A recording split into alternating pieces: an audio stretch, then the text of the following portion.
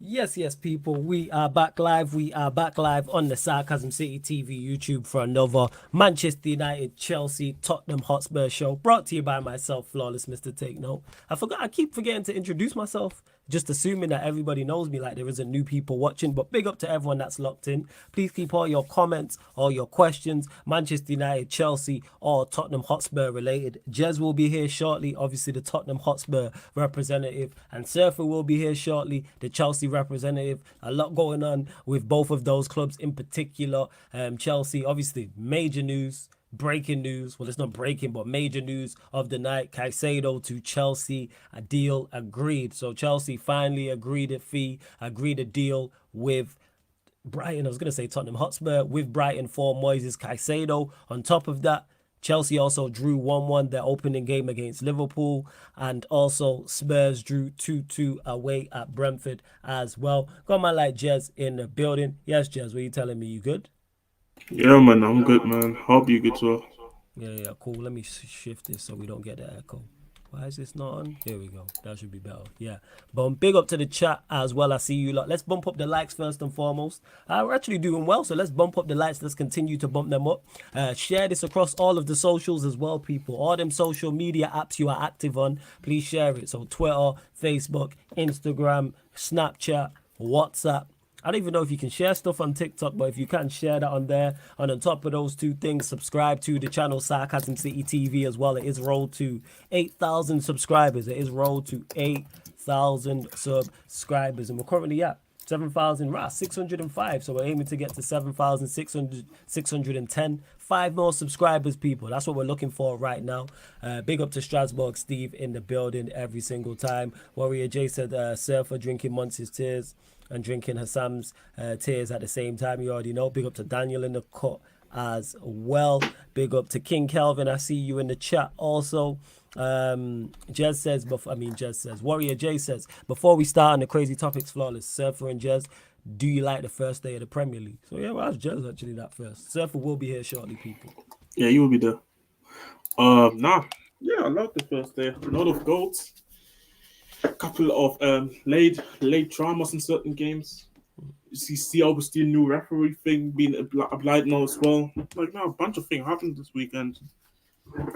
I mean, I'm not the best week of FPL for me, but I was not the worst ones I had before. So no, it's been a good week to be honest. Who was your highest earner so far in FBL? Complete side note. Take the guess. Haaland. Yes. Yeah, okay. Thought so. I uh, thought so. come on, But come yeah, on. I hear that. And in regards to, I've loved the first day of first weekend of the Premier League, because obviously City played on the Friday, but I've loved it being back. I didn't realize how much I'd missed it until I was watching today.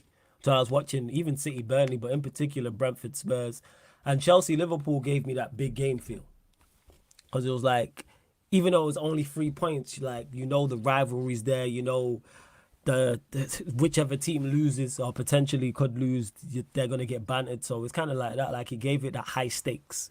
It was fake high stakes because it was only 3 points, but it's more banter stakes. So I'm just glad the Premier League's back. Really happy for it to be back without doubt. For real, for real. I really am. Let's see. But you lot get your questions in, man. Get your questions in. Like I said, please keep it Manchester United, Chelsea, or Tottenham Hotspur related. That being said, we'll go to you, Jez. Obviously, Spurs played 2-2 draw away to Brentford. I think he was expected a draw, but thoughts Yeah, I said two on two. the yeah, you said 2-2. Thoughts on the performance overall in terms of Postecoglou, in terms of individuals, anybody you really rated, anyone who was disappointing in that in particular game. Talk to us. Mm, first and foremost, on the result, expected from what I expected us to go on, and to knowing that I know Tony's not gonna play. Yeah. Brentford is still it's not. By the way, so far from I think from this calendar year, or I think from last season or no, Brentford only lost one home game. Jeez. So yeah, Yeah, right. so that the draw or they win a lot, but they never lose at the home. So this shows you how tough of a ground it actually is to go, even with all the Ivan Tony. So for that to be the first Premier League game for us away, for the new manager, new way of playing for a lot of these players, new players coming in, I think I think that was a fair result because I felt like there is goals in this team to we can score goals. Like goals have not been an issue, but defending is usually an issue again. gave her some give him a stupid penalty away. Happens. You have to bounce back in it. But it's just the second goal comes from when you want to play this type of way, in my opinion. And we played a high risk, high reward kind of football now. Where okay, we commit higher, but at least we can win the ball high up the pitch, and maybe counter them that way in transition, but also be in more possession, more advanced areas to create more chances for our players. So, to be honest, it's just a bit annoying because I felt like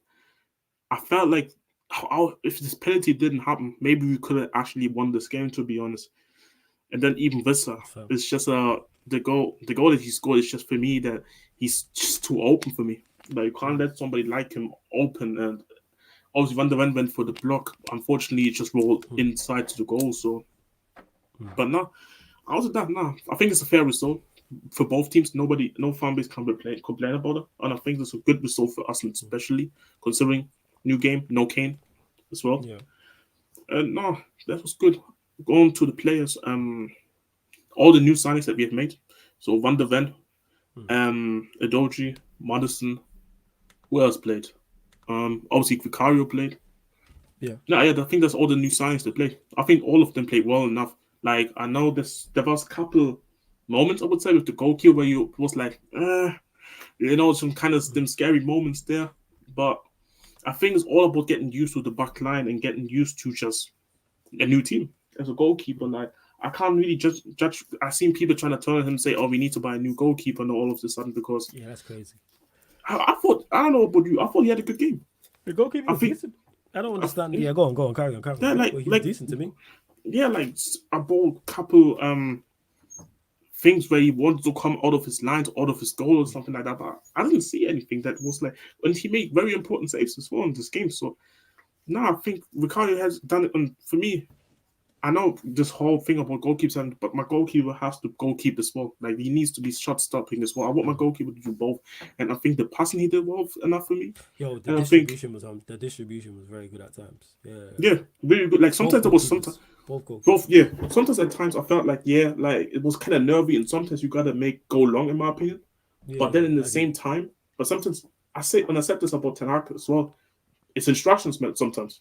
It's instructions of the manager telling you, I don't want you to go long. It's simple as that. So I think Edoji, man, what a player. I've been already a fan when we bought him last year and we sent him back to Udinese. And again, has everything what I want in my left back. Tall, physical, and technical. And has the footballing IQ as well, which is the 4th point. So yeah, Van der Ven, I can really see a good partnership there with Edoji and Van der Ven. Both fast, both physical, and Van der Ven looks like a good defender to me, and you can just see the difference when we have actually somebody that's left-footed as well. Like our left-footed centre-back that actually has size on him as well. A centre-back that's actually fast as well, which will help with the... He can shift. Yeah. He's quick. That's what I'm saying, bro. He ran down somebody and I was like, oh, shit. It might have been an Embremo or somebody. He ran down somebody. I was like, he's quick. It's probably Embremo or maybe... Yeah. Or it was...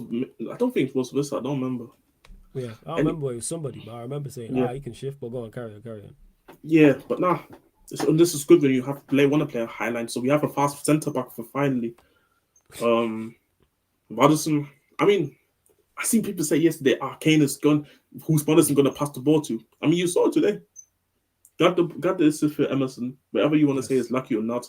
It was a skill to begin with that he made it, got the bottom, and then you saw the delivery to Romero. Flat. The free kick, flat power, tough to defend. Yeah, it's tough to defend. Exactly, and Romero just beautiful heads it in.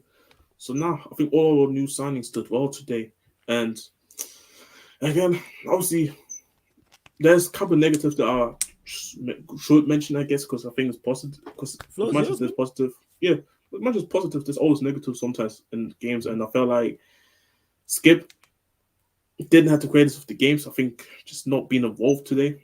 I personally say maybe the role that Bissouma plays maybe fits him better if and can polish him into a player. Not saying that he can't actually do it, more so polishing into the player, because I don't think the 8 will.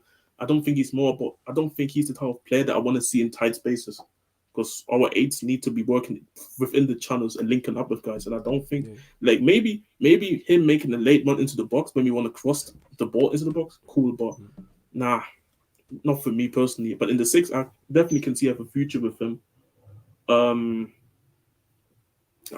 wingers today, just nothing there today. And Yeah, the two wingers. the issue for me with Kulusevski is that I feel like he's isolated because of the tactic.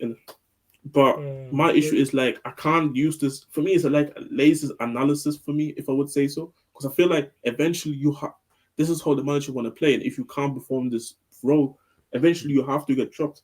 Solomon cannot play on that side, but that's why, in my opinion, I said we need to buy a striker, but also a winger that can also play both sides, because I feel like Kulusevski, he can't keep getting away with the excuses of he's isolated by himself. I feel like because they know you kind of babying the player, like you need to challenge the player into playing better, and you got to produce 100%. Got to produce, and if you're not producing, you need to be chopped. But the issue is like you don't really. Gil got injured. Me personally, Gil actually fits. Ironically, Gil fits the system that we want to play, but he's injured, unfortunately. But Son, I said this many times with the preseason. I mentioned it, I think, sometimes on stream here before. He's just not a touchline winger. That's not him. You have said this. That's true. It's not his game. And I said, you saw how we played today in terms of our striker. Our striker doesn't need to be holding up the ball. Our striker doesn't need to chop deep in our tactics. It's just about putting pressure, moving in the channels, and also pushing the backline backwards. Because even at Celtic, the striker that Ange had, I saw a stat today that the striker and Ange system averaged only like 15 touches per game. Oh, right. Wow. Only 15. Crazy. Yeah, which shows, again, the striker doesn't really... The striker's job in Ange's system is more off-ball rather than the on-ball. Which why Kane actually wasn't technicalities, not the greatest fit, because Kane affects the game much more when he is on the ball. True that. Which why... you see many videos about when you more in details if people want to watch why Kane wasn't technically the better fit, but because of Harry Kane's Harry Kane is going to get his goals. So yeah, and then with Richarlison, I said this before, like I know he didn't play well today, but then at the same time, I look at Brentford's back five, and we never break them down, even with Kane. Kane scores a goal, but Kane doesn't play well against Brentford either. He doesn't play against low blocks, and for me, my thing with that is, this is where I think we need not only the wingers to actually produce more, but also we need that other 8. Where Skip was today, I wish we had somebody else who can also break the lines. Like, even if there's a Bentacle, I would have been happy with that. But now, overall, like, other than that, to be honest, I was just happy that I can see positive football again. It's been tiring just watching us low block and just conceding. Like, I'd rather concede goals like this, like the way we playing, because I can't.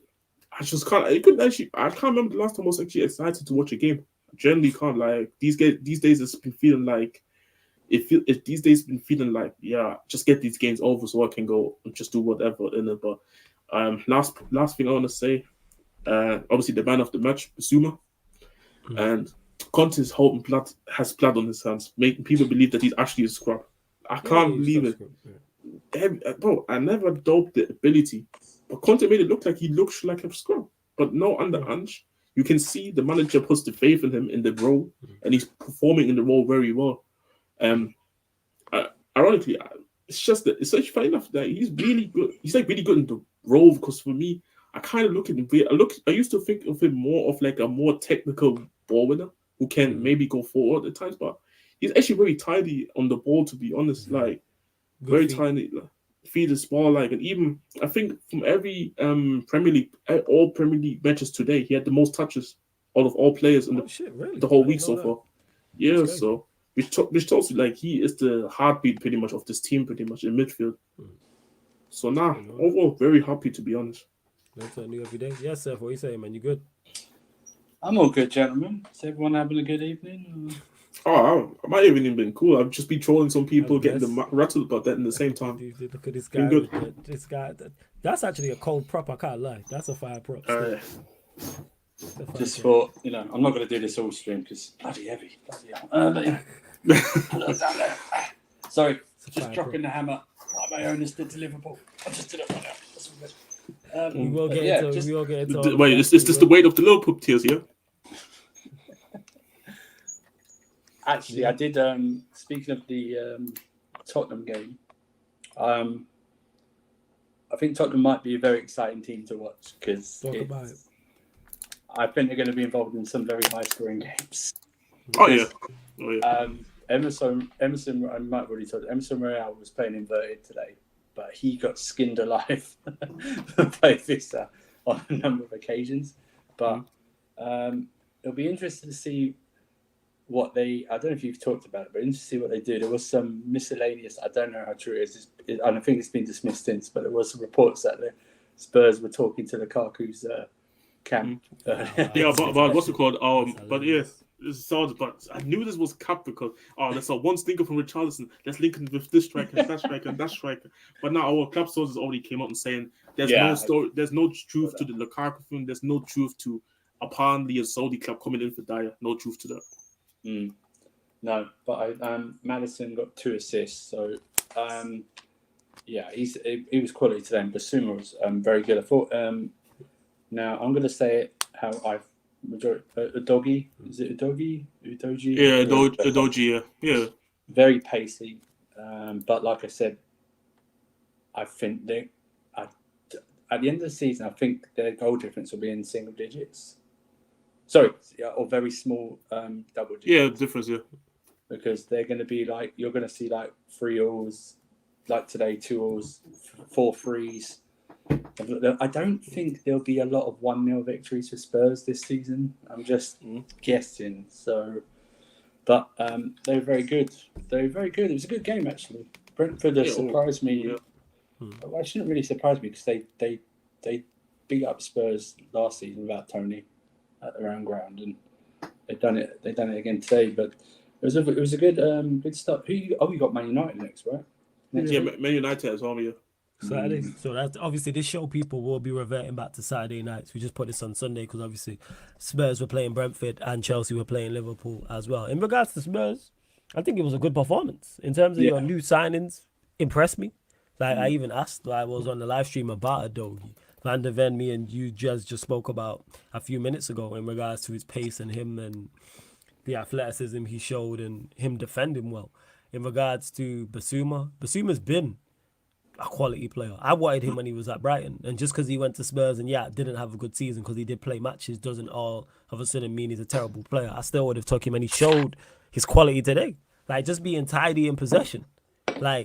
Spurs did not. I don't get any criticism of any of the defenders or Bissouma or Maddison, because Maddison was your best attacker clearly. The vast majority of the best things you did came through Maddison. Yeah. Their issue, Spurs' issue today was the attack. The front three didn't do enough. Son didn't do enough. Kulusevski didn't do enough. Richarlison didn't do enough. If 2 out of those 3 show up, Spurs win the game. You can say they should do better for 2 of the goals. All right, that's fair, but you win the game again 4-2 or something. Yeah, the vast majority. The thing is, the vast majority of the time, Spurs, the vast majority of Spurs' team did what was required. They did the job to the point where people forget. There was many moments in the game where Spurs just suffocated them. And when I say that, I'm talking about sustained possession. And it doesn't necessarily mean peppering the goal. It's where Brentford couldn't get out. Every single player, apart from the Spurs goalkeeper, was in Brentford's half. There's so many times the Brentford home fans were groaning. That goes to show and credit to how well Tottenham were playing. And I've not seen Spurs do that in the longest amount of time. Since Poch. I've not seen, it's probably since then. And I've seen a stat, I don't know how true it is, that's the most possession Spurs have ever had in a Premier League game or something like that. That's what I heard. I don't know if that's true, but that's what I did indeed hear. I saw. Yeah, go on, Phil. I just saw a stat saying at some point we had 81 possession. I was like, I couldn't believe it. I thought I bopped him. You know what I'm saying? And absolutely bopped him. And big up to Lewis for the raid as well, man. Before we continue, bump up the likes. Everybody who's landing from the raid, bump up the likes. Like check 1212. Hit that like button on the video. Continue to share this across all the socials. On the top of those 2 things, crazy. Subscribe to the channel. It's just crazy and be big. Say that again, Jez. You breaking up, fam? You breaking up. Subscribe to the channel, Sarcasm City TV as well.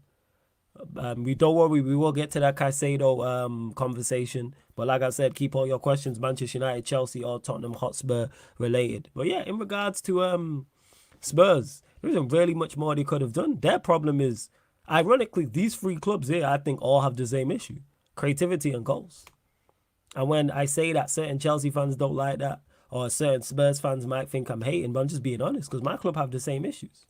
All three of our clubs, I don't think, can create and score goals to a high level. I look at Spurs' front three, I'm like, Son, Richarlison, Kulusevski. Is that a front three that you're going to say that's the way forward? Right. Same with Chelsea's front three. Even if they sign Caicedo or they sign Lavia, I still don't think their front three is good enough. Same with Manchester United. Ours is unknown. Rashford, cool. But the rest, Antony, Sancho, Garnacho's young, Højlund's just got here. And then where's the creativity coming from? It's the same thing with all three of our clubs. Yeah, go on, James. Go on. Yeah, like sorry, like I don't know, my internet just went to get out of here, bro. Like my internet hurt me too happy about Spurs. They couldn't believe it. But nah, about what I was saying is that like today we had 70% possession, bro. Like That's a lot of possession. Like I said, you lot dominated possession. You just couldn't do enough with it, and that's on your front four. Madison was decent. He was good. He was bright. Like I said, the best moments for Spurs came through Madison. It's on your front three. Exactly. It's on your front three. It's on like Richarlison's not good enough. Kulusevski we'll see, and you've been talking about Son for the longest anyway. And Lewis, if you want the link, let me know, fam. Let me know. But go on, carry on. But the good thing that I would say though about Ange is and what the last three managers wouldn't do is they're actually subbing off Son. So I couldn't actually believe when he subbed off Son. Not because I don't think he was not bad. Like he was bad today or yesterday, I would say. But it's the fact that he's getting subbed off because he would say, it's his son, it's this big name in the team, it's a big brand. But Ange doesn't care about these things. Like he's like, you know what? If you don't perform, get out of here. And I liked it, to be honest. Like I said, let's see what we do in the rest of the window. And Warrior J did ask that, and you kind of touched on it. But Jed's thoughts on Son being the captain, and you might have been frustrated with his performance today. Were you frustrated with his performance today? I was frustrated with the performance because but then again, I don't expect him to do well in this position. It's just not his game anymore. His game was just running in behind and just wait for Kane to just deliver a quarterback pass, innit? But in terms of Son being a captain, I don't get the outrage or from some Tottenham fans seeing Son getting the captaincy, to be honest. Like, first and foremost, who do you even really want to have the captaincy right now? It's not like, oh my God, fucking Romero barely speaks English. First and foremost, not saying that you need to speak English, but it's just saying that, nah, not for me. And you gotta also remember, Son is very popular in the team. Like, I think people these days because people are still with the old days. Like, your leader is vocal, your leader is just showing their passion every time when somebody makes a pass, like fist bumps and that. I don't give a fuck about that, to be honest. I want my captain to either lead by example or be a good example to the team and showing actually that you are having captain-like behavior. But I said this multiple times before. You don't have to be a captain to show captain-like behavior. Yeah. You don't have to. So I don't really like. Richarlison could have the captaincy today, and I don't care. Yeah, I get what you're saying. Nah, fully. Like I've said that before in regards to that, you don't necessarily need the captaincy to display captain-like attributes. And TJ says, Jez, do you think that Son should be tried up the middle and Perisic on the left? Yeah. I mean, you mentioned this. You have mentioned. I mentioned this a long time ago, where I said Son's future, unless you're on a counter-attacking team, which we're not are anymore, Son's future will have to be in the middle, or we have to start looking for somebody that can actually long-term replace him. Not saying that you have to sell him, but long-term replace him. And yeah, Ange actually mentioned it in his press conference on Friday, saying as well how he thinks that Son potentially can play striker for us this season. And based on how he plays, I think that's the right decision. The way the manager wants to play, I think it's the right decision. It's just the issue is that he never showed to me that he plays like a striker or can play like a striker.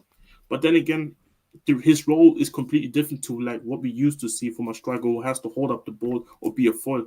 In our system, our striker isn't the foil. Like he's more like a pressing forward, being like a nuisance to the back line and everything. So be running around pretty much and be the lead of like a press or something. So I definitely can see him. And Perisic on the left, I think Perisic it suits him being more at an attacking area instead of having to defend. He's not a left back. So, and even the manager said that he has a future at the club. So whether he's gonna stay long term afterwards. I mean, he's 34. I don't know, but he's definitely gonna stay for the season. And we still have Solomon as well, who can play both sides. And yeah, let's see how it goes. But overall, I'm pretty happy. But next week, I can't lie, I'm predicting a loss, not because I don't believe in the team, but it's not an easy game against Man United, in my opinion. But we talk about more probably later. Yeah, of course. And I think it also goes to show how we may look. Big up to T93. 93 says, yes, flawless, big up everyone, big up to you. And big up to you, Madison. I did actually know this. He says, flawless, Liverpool had 34% possession, 1 shot on target. That's 10 hard ball according to Hassam, innit? Don't forget to cook him, please. I will remember this. That they had that. So thank you, Madison. You're a real one. I didn't actually know that they only had 1 shot on target. That is terrible. Flawless Man United next game is Spurs away, by the way. Did any player from Spurs surprise you the most in your point of view? Van der Ven and Adogi. And that's not because I thought they were bad players. I was just didn't know them. So that's all it was. Like I said, there was a point during the live stream on the Twitch where I said to, I think it was Victor and Daniel who were on us that time, and I said, who's this left back, Adogi? And then Victor was like, I've not watched him like that, but he came from such and such. It's like, he looks decent still. Obviously, it's only 1 game, so I'm not saying he's the be-all and end-all and he's going to be world-class, but I'm saying he has based off the game today. Profile. Yeah, just based off the game today. And the profile as well. Yeah, you're left like tall. He's built like has the height of a centre back. You know what I'm saying? He looks like a centre back playing that ironically, left back, but he's good enough on the ball. Ironically, the way I talk about him most of the time is like, and it's not saying he's as good as Reece James, but in terms of profile of Reece James, for example, he can go forward and deliver ball. He can score goals. I think he scored the most goals for any defender in under 21, and there's a lot of defenders that actually, no, I think he might have scored the most goals under. I look for the stat again, but I think it was according to goals as well. And yeah, of course, he played wing back as well for Udinese, but he has goals in him, he has assists in him, he can defend, he's strong, physical, and he's told that it's a centre back, like you said, and it sounds like Reece James, in my opinion, in terms of the profile. Yeah, I get what you're saying. And that's what it looked like. So in terms of surprise, him and Van der Ven as well being athletic, quick, combative. So they're the 2. The rest of them I knew about. Like I knew about Romero, Royale I knew about, Bissouma I've been a fan of anyway, Skip I know about, Madison I know about, and the front 3 for Spurs I also know about as well. So I didn't find out anything new. But I already know what it's going to be with Spurs. If we just got to match them, if we match them, then we can beat them. And when we played them there last year, we did that in the first half, and then in the second half. And then capitulated in the second half. Yeah, capitulated. So it's like it's on that. Match their energy, match them in midfield, which I think we can do. And then, because they'll probably, with how this again just going off this 1 game, they'll want to have the ball, which suits us. Yeah, we want to, yeah. Yeah, it's like hit them on the break with a Rashford, with a Antony, etc. Garnacho to come off the bench, a Palestri, for example. Like that's. Third man runs from a Bruno and a Mount. One thing I just mentioned about all those players, whether you rate them or not, they can all run. You know what I'm saying? At some form, varying levels of speed, but they can all run, in particular the wide players that I mentioned. But yeah, run up the likes like Warrior J said, over 200 people in here. Let's get to 120 likes, because we're going to get to the big news. Don't worry, people. We're going to get to the big news, but let's get up to 120 likes. Please share this across the socials and subscribe to the channel, Sarcasm City TV as well. And when you subscribe, hit that notification bell. I'm just refreshing now to see how many subscribers we are on. Because there's over 200 people in here, and I know everybody watching has not hit the like button and has not hit the subscribe button as well. We're at 7,607. We're looking to get to 7,620. Yeah, that's what we want. We want 13 new subscribers. Looking at 13 new subscribers. That's what we want. Hit that subscribe button. Roll to 8K. Like TJ says, pay the toll. When you enter the city of Sarcasm, pay the tax. Long time, Melina. Hope you're good. Shout out to Melina in the chat as well. Hope you're blessed and everything. But let's get to it. Caicedo to Chelsea. Deal agreed.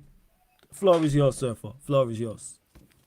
So you might think I haven't moved. I'm just in my kitchen. That's all, because other people are asleep upstairs. Yeah, I'm raising my voice. No, just in case. That's all.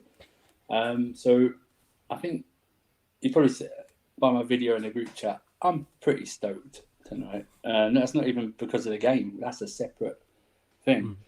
But Caicedo, here we go, done. And then that can I just say that Caicedo, here we go. You may see now a different Chelsea fan base. That was like relieving pressure. That was like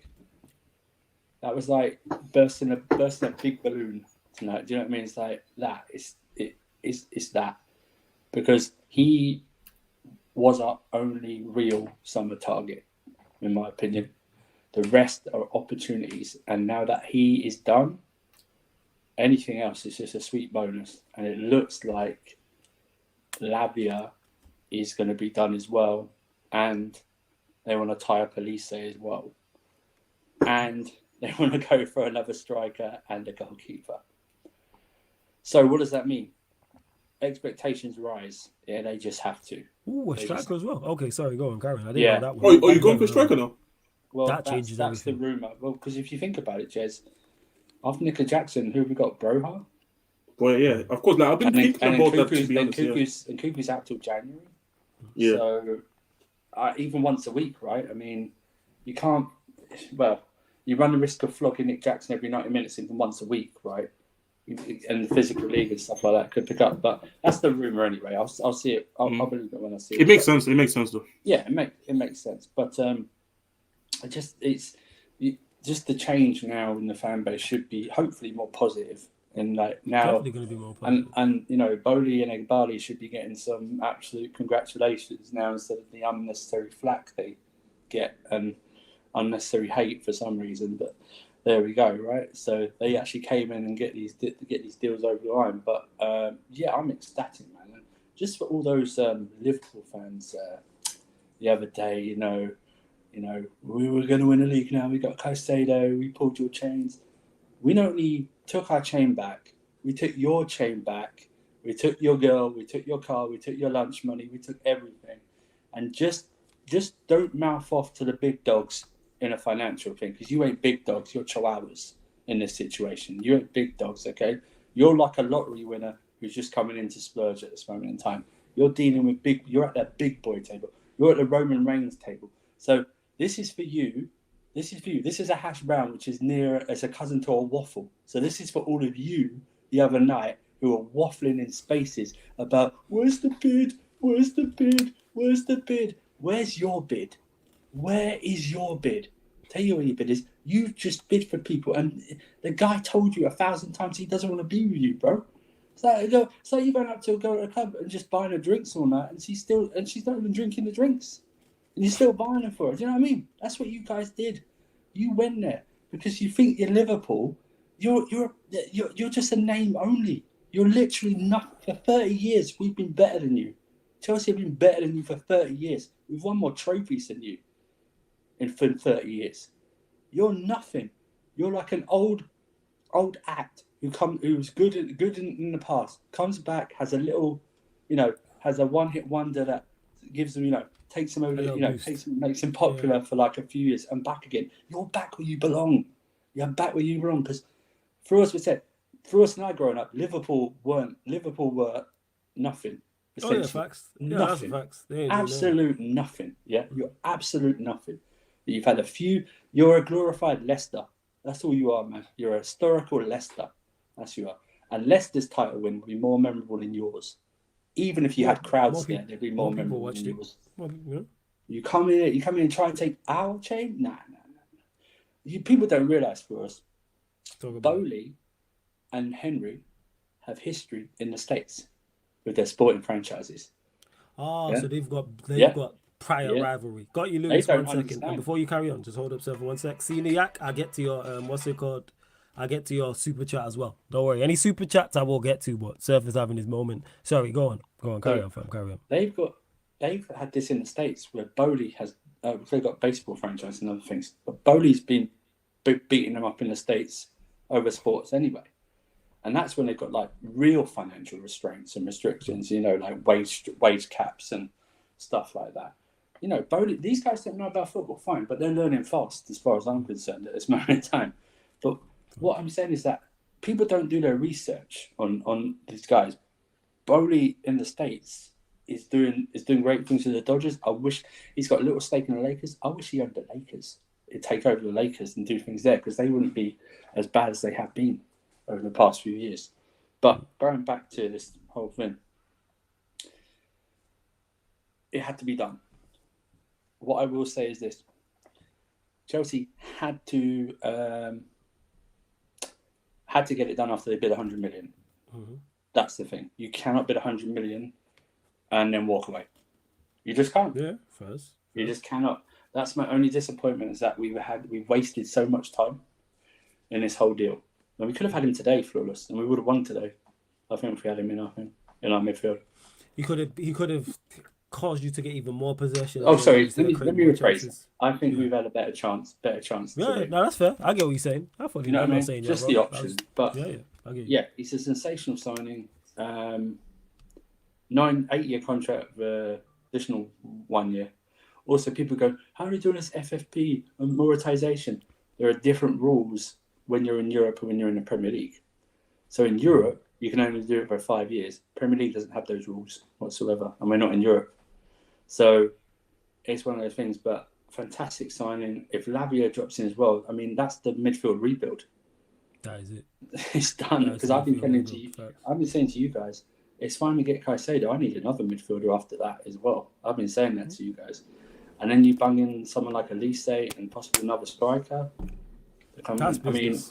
I didn't know. Like I said, I didn't know about the striker. That's report. On top of it is reports. But if that is the case, then you lot are legit trying to win the league.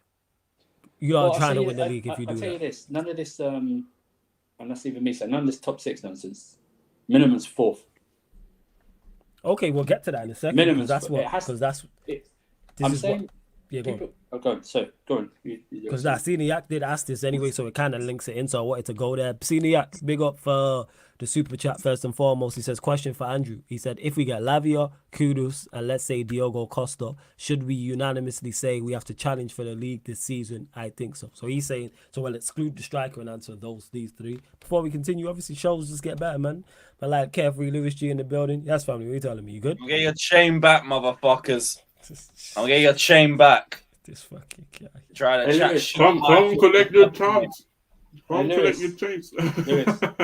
We're about to take your chain and we're about to take your next chain if we see you running down our street, bruv. Dickheads. Lewis, give them some waffle, bro. Give them some waffle. Show the chain again. Show the chain again, fam. Hold up. Show the chain again. Where's your chain gone? Where's your chain gone, bruv? Now we're talking a lot of noise a couple days ago. Now what? We're about to take your number 1 target and your number 2 target. About to have the 3 best midfielders with ball retention in the Premier League. Now what? Everyone was chatting shit about us a couple days ago. Todd Bowley's about to get usurped. Then it comes out, right? We dropped to 12th place just so we could get this sort of signing across the line. Figure that one out. Another loophole. Because you know that amortization thing? Go on, talk about it. Yeah. You can only amortize to 5 years. Well, you're only forced to do that if you're in Europe. We're not in Europe. So we can do the whole 8-year thing again. That's why we've still been signing players on that amount. So we only just found out tonight. And I think also what it means is even if you go back into Europe, because you've signed the deals this summer, the deals stand for when you signed them for amortization. So if you next year when we do the signings, if we're in Europe, I think we have to do it over 5 years.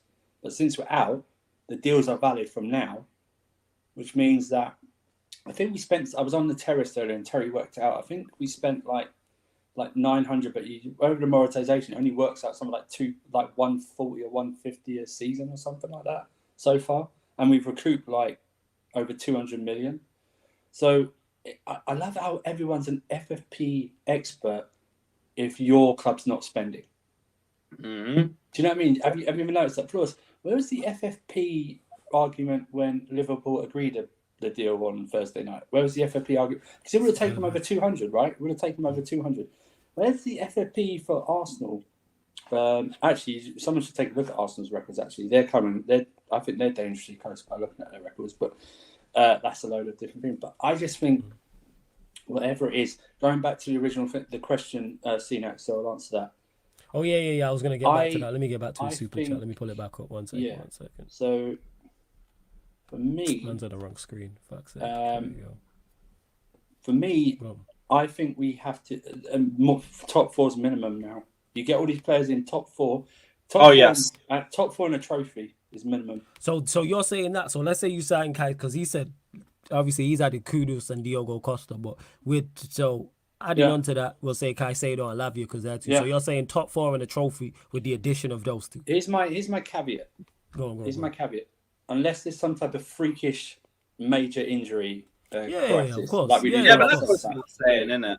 But what I'm saying is this: I've been Don. You know, Don is. I don't know if you do Flores, but you know, Don is right. Lewis Don Greasy. Yeah. So we've been on it. So we've agreed that if we get in a position like Arsenal were this season, then I'd expect us to win the league. I wouldn't, and if we didn't, I'd say we bottled it. Right? Of course. That's what I would say. If we're top for 93% of the season, yeah. If then we don't win the league, but we finish in the top 4, then it's definitely next season, next summer. I'm only talking about winning the league. Mm-hmm. So this season's just about getting back to where we should be, and then next year's like, right, City, I'm looking at you lot. Because go on, Sam. Sorry, go on. That's if, because I don't think we'll get Kudus. I think Lelise will be the thing and not Kudus in there. But if you offer me Kudus, I'll take him. If Kudus comes in, but you don't get another striker, then fine. I think if Kudus comes in and another striker and Lelise, then we're talking. Actually, do you know what? We're talking a big squad, and that's fine. So that's what we're talking about. So, but yeah, I just think you have to think about if you get top 4 is minimum. So we spend $1 billion, it should be challenging. This is a new set. This is a new. We've done what they do in American sports after a season. You know this with NBA, where they literally flip the roster around, keep about 4 guys, and then add kick the fuck out of anyone. Yeah, exactly right. So we've done that in footballing terms in a year, and that's unprecedented. That's why people don't like it, because people like traditions. You all like traditions, but you all want to be taken over by Qatari billionaires, right? But you like traditions, right? You all like that, yeah, and you want to be spending. That's the whole thing. We spent $1 billion in something, okay, but that's our problem, not yours. Well, it can be yours if we click, but you know what I mean. It's one of those. But that's what I'm saying. So it's like we haven't even talked about the game. This is the game's by the way, this counts as a last-minute winner. By the way, we won. this guy. No, but it was. I mean, because originally they reported earlier tonight that Caicedo would maybe done like tomorrow or in 48 hours, and then they slapped that back within like an hour. He pops up like, it's here we go. And then everyone's like, and then literally like 3 minutes later, Lavia's going to join, was on the verge of joining Chelsea as well. Imagine being Liverpool, man. This is the biggest ego drop of your life. Liverpool, beaten to 2 transfers by no history Chelsea in 12th. You lot must be burning. You lot must be fucking burning. Yeah, this is the point. Done it through amortization, and we've still done it through FFP, and with player sales, we've still made a profit this summer. You dickheads! Oh, how can Chelsea afford this? Not like we haven't just cleared out half the fucking squad. That's what I mean. Yeah. This is Kai Havertz and Mason Mount plus what, 5 million? If even that, they might have just straight up paid for the transfer themselves because this is those 2 bozos ever did for this football club. If you read the story though, we've offered far more up front than Liverpool did. So we've offered far more up front. And they're reporting that even the add-ons may not even be reached. That's what I mean. That the add-ons may not even be like thing. But it was like no. Ornstein reported they're a bit favourable. Oh, okay, cool. So I'll get them up. So Liverpool though, Liverpool. Just to say, a third is based on making Europe. 2/3 is appearance related. So they probably will. So Liverpool though, Liverpool have lit. I mean, you do not bid for a player if he doesn't want to go to you, and you still bid for him. You don't even do that. That's why now it came out tonight that he actually spoke to Klopp and said, "I don't want to go to you," which makes all the sense now. If you remember Friday, I don't know if you remember Friday, Klopp's press conference, when he said, "Oh yeah, the clubs have agreed a deal, but I don't know anything about the player." I think that's when he spoke to him. But they still hung around, and then it's like, "Oh yeah, well everyone will go for Lavia." But the thing is, you bid 3 times and barely increased each offer and didn't reach Southampton's 50 million target. We're actually going to look like we're going to pay more than the 50 million. We put 52 million down plus 3 million. So we went over what they wanted by like 5 million. And it's just, And people don't understand this, that Joe Shields, who head of our recruitment or whatever he is, he's the guy who bought, he was at Southampton. He bought Lavia to Southampton. And people also forget, when Lavia joined Southampton last summer, we bid for him a few days later, 50 million. So while I think it's partly personal that we're going to sign him, we do have a long-standing interest in Lavia. It's not as if we're like coming up with with them with Caicedo, but it's like don't listen. This is like what I'm saying. Chelsea's like the bloodline, bro, and Liverpool trying to be like Sami Zayn. Do you know what I mean? They're trying to. Do you know what I mean? It's like get out, acknowledge us, bro. We are better. We're better than you. We are better than you. You know what? Over 30 years, we're bigger than you as well. You're a glorified cup team. That's all you are. You're a glorified cup team. Yeah. Stick to cups. Stick to finishing 5th and celebrating being runners-up. Because I wouldn't even celebrate being runners-up. I won't celebrate. If we get 4th, I won't celebrate it. That'd be the minimum. That'd be, yeah, well, okay, we move. Mm-hmm.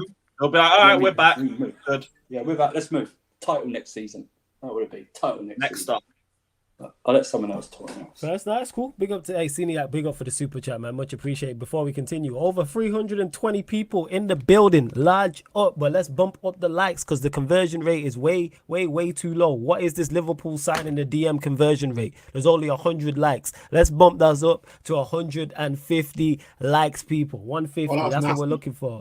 And hit the subscribe. I was quite proud of that one. And hit the subscribe button as well, people. Hit the subscribe button. Let's see how many. We're at 7,610. 10 more. He goes to 7,620. Make sure you subscribe to Lewis's channel as well. Carefree Lewis G. The link's underneath in the description. I will add it to the title. But get your questions in. It don't have to be on the Chelsea Caicedo situation. It may be the Lavia situation. It may be the Chelsea Liverpool game. Might be the Spurs Brentford game. Maybe something Manchester United related. That's absolutely fine. Just please keep your questions Tottenham Hotspur, Chelsea, or Manchester United related as well. But yeah, Lewis Surfer mentioned it, how you've also, obviously, Caicedo deal's been agreed. Lavia is looking like he's on his way in. Been linked heavily with Elise.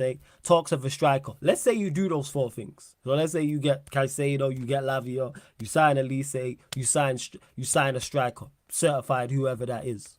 Title charge? One game at a time, innit? You're then on paper the second best team in the league with those 4 additions, in my opinion. Hey, one game at a time, innit? If we play like it, cool. I'll believe the hype if we get to that point, but I'm not going to jump to conclusions. Like, I expect there to be ups and downs, even with the new signings. But one game a week might help us.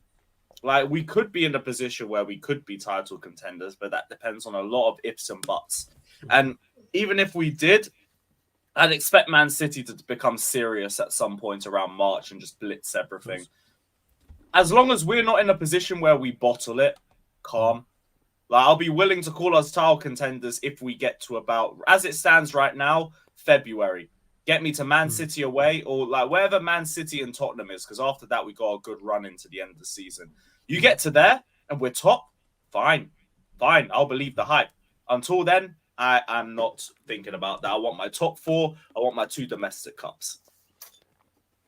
All right, that's fair enough. So that's all with the strike. But then obviously next season you're looking at it and going, with further additions, that's a genuine title charge. Clean up any other holes in the summer, and then if you think about it, what I will think about it next summer. Say everyone stays fit, plays well, you'd probably be looking at, even if Sanchez, unless Sanchez really balls out, you're probably thinking about a goalkeeper, and if we don't sign Tony in January, a striker, right? If we don't bring him on now, right?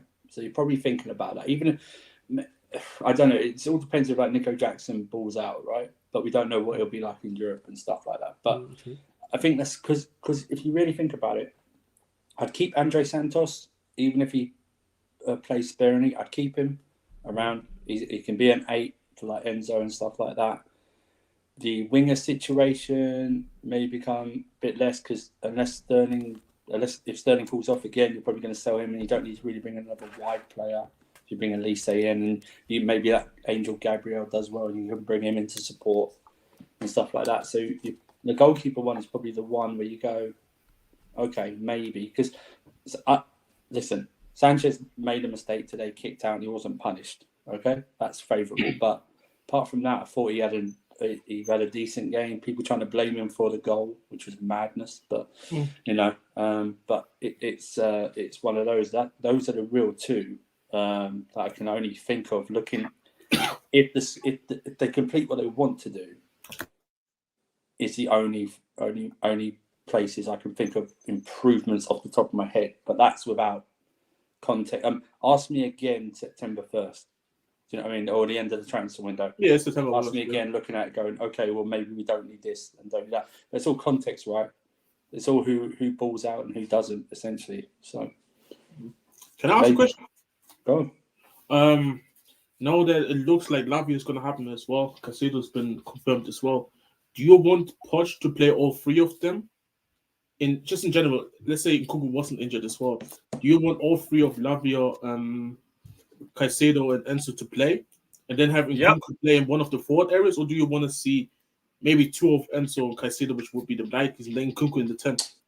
So, I think what it does is it allows us to be tactically flexible, even when Nkunku's there. I would love. We saw Enzo today, by the way. That's when people were talking about Enzo, like what he can do and stuff like that, or they see the player. That's an Enzo performance right there, near perfection, just near perfection. Some of the football today nearly brought a tear to mine. We didn't even win. But that's how damn bad. No, you tell me. I saw 3 forward passes today, and I cried too. But to answer your question, Jez, I think we went heavily because Nkunku got injured, and he maybe wants to go to a 4-3-3 and move Enzo higher, but not as a 10. But as like a marauding 8 sort of thing.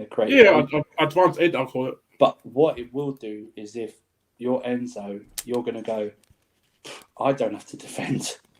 I've got Lavia and Caicedo behind me. Even if it's one of them. I mean, it's like, because fair dues, Gallagher's second half was very good today. I mean, was very everyone good. Forgets. That last-ditch tackle on Salah was through. He was through on goal. Huh? But I think that though. But if you bring in Lavia and Caicedo, I think it gives us so much. You know what it does? You can play both of them. You can play both. It does. And Reece James, by the way, wasn't injured. He went off tired. So that's what Poch said. But it's options. It's options. That's all it is. We want options instead of going. Oh no, we've got to bring. I thought he's very over criticised. But oh no, Jorginho's coming on, or we need more legs in the midfield. You've got legs to burn in midfield now. With Caicedo, definitely, and if we get Lavia as well. So and also, what it does is, I think this helps Andre Santos' development. That we were piling so much pressure on him to be like the starting player because we didn't have any players coming in. That would have been too much and would have stunted his. Plus, people try and pigeonhole him as just a 6. I think he can do the 8 role as well. He looks like an 8 for me too. Yeah. So I think what it does is, I think you might see all 3 play at once, Jez, but you might see even interchange, in and out sort of thing. Depending as a on football fan, I want to see that still. If you do sign Lavia as well in addition, I just want to see how it works. That is a bad boy midfield, without doubt. Let me just say this again. 04 to 12, let's go back to that. Make Chelsea black again. That's all I'm saying. Make Chelsea black again, please. That's all it is. I'm sold. They won't like that in the Matthew Harding end. That was hilarious. Ironic, right? The irony. I won't lie. When I saw them take the knee at the start of the game, all I heard around me was. I heard that. Hey, too many of them. Yeah, thanks. Fucking bad, bro. Yeah, it's crazy. Surfer like Owen Hart in the Nation of Domination, man. I was saying. That's what I said earlier. I said, yeah. Like Owen Hart in the Nation of Domination. That's Poch is Owen Hart, bro. That's what I mean. Yeah, Farius, yo. You lot are jokers for real. Let's see what else you lot are saying in the chat. Get to a couple of things as well. Quick to this, Adam, who says Manchester United versus Wolves prediction flawless. Obviously, I'll talk about this earlier on the Man United. I mean, later on the Man United that I do solo before the Wolves game, but 2-0 Manchester United. I think we do the business. I do. Adewale says our manager's talent ID is interesting. Not sure Pavard is what we need. Gusto is a better right back than Dalot and Wan-Bissaka. I wouldn't use Dalot and Wan-Bissaka as benchmarks. Both good, yes, but both not good enough for where we want to go to. I agree we need an improvement in that area. Definitely I want a right back. However, I don't think Pavard is the answer, but in terms of Ten Hag and his talent ID, people just trying to get onto Yeah, him. but- Most of our signings I've liked. Like I said, minus all the signings he made previously have all worked to an extent. Yes, there is question marks over Antony, but all the others, I personally don't have any question marks over. Antony could turn it around this season, but he needs to step up. But even if Antony doesn't work out, you've signed 5 players. 4 out of 5 is not bad from your first window. Same with this window, because we signed Mount, Onana, Højlund. Let's say Mount doesn't work and Højlund and Onana do. 2 out of 3 ain't bad. Let's say we do sign Amrabat or a Pavard. I'm not really with the Pavard thing, but in Ten Hag, I trust him to, because he's got performances out of players I never expected him to. I never expected him to get performance out of Wan-Bissaka. I see Wan-Bissaka invert. I seen him invert successfully. I see him dribbling past players. I'm like, it's ridiculous. Yeah, go on, sir. There's just a couple of things. Fabrizio reported that Get to it. David Washington, the Brazilian kid, is going to fly into London tomorrow to sign for Chelsea, a 6+1 deal. That's happening. So he'll probably go to Strasbourg, though. I think maybe. I don't know. Maybe Hey, he's the strike Goonie in the comments. Big up, my G. Large Big up up. Goonie, man. Every single time, man. Large up. Hey, Goonie, DM me something. I know it's you and I'll mod you. But I presume it's you. But send me a message on... DM me on Twitter and then I'll mod you so I know it's you. Yeah, go on, Seth. Carry on. So also, Flawless, you'll be surprised by this, Flawless. Lewis won't, because he knows. So when the starting lineup was announced, Flawless, what do you think some of the reaction was to that starting lineup? Or what, the Chelsea starting lineup? Yeah, reasonable, right? Reasonable, yeah. Extremely reasonable. Trust Poch, level-headed, logical, understanding. Didn't even wait. Why is he playing him? Why is he playing Gallagher? Of course he was going to play Gallagher. He was always going to play Gallagher. It's only one of our few midfielders. Of course he was going to play Gallagher. There was no one else. Why is he playing the Sassy? Why is he doing this? It's like, trust him. Let it ride. You can criticise the starting lineup after the result if it goes back. Do you know what I mean? It was the whole point. That's why fans coming in, oh yeah, well, this player won't work here or this player won't work here. Let me just tell you right now. I've watched players arrive in the Premier League that haven't done well, but done well elsewhere. Do you know what I mean? Some leagues and some players don't work for some teams don't work for players. Just let it ride.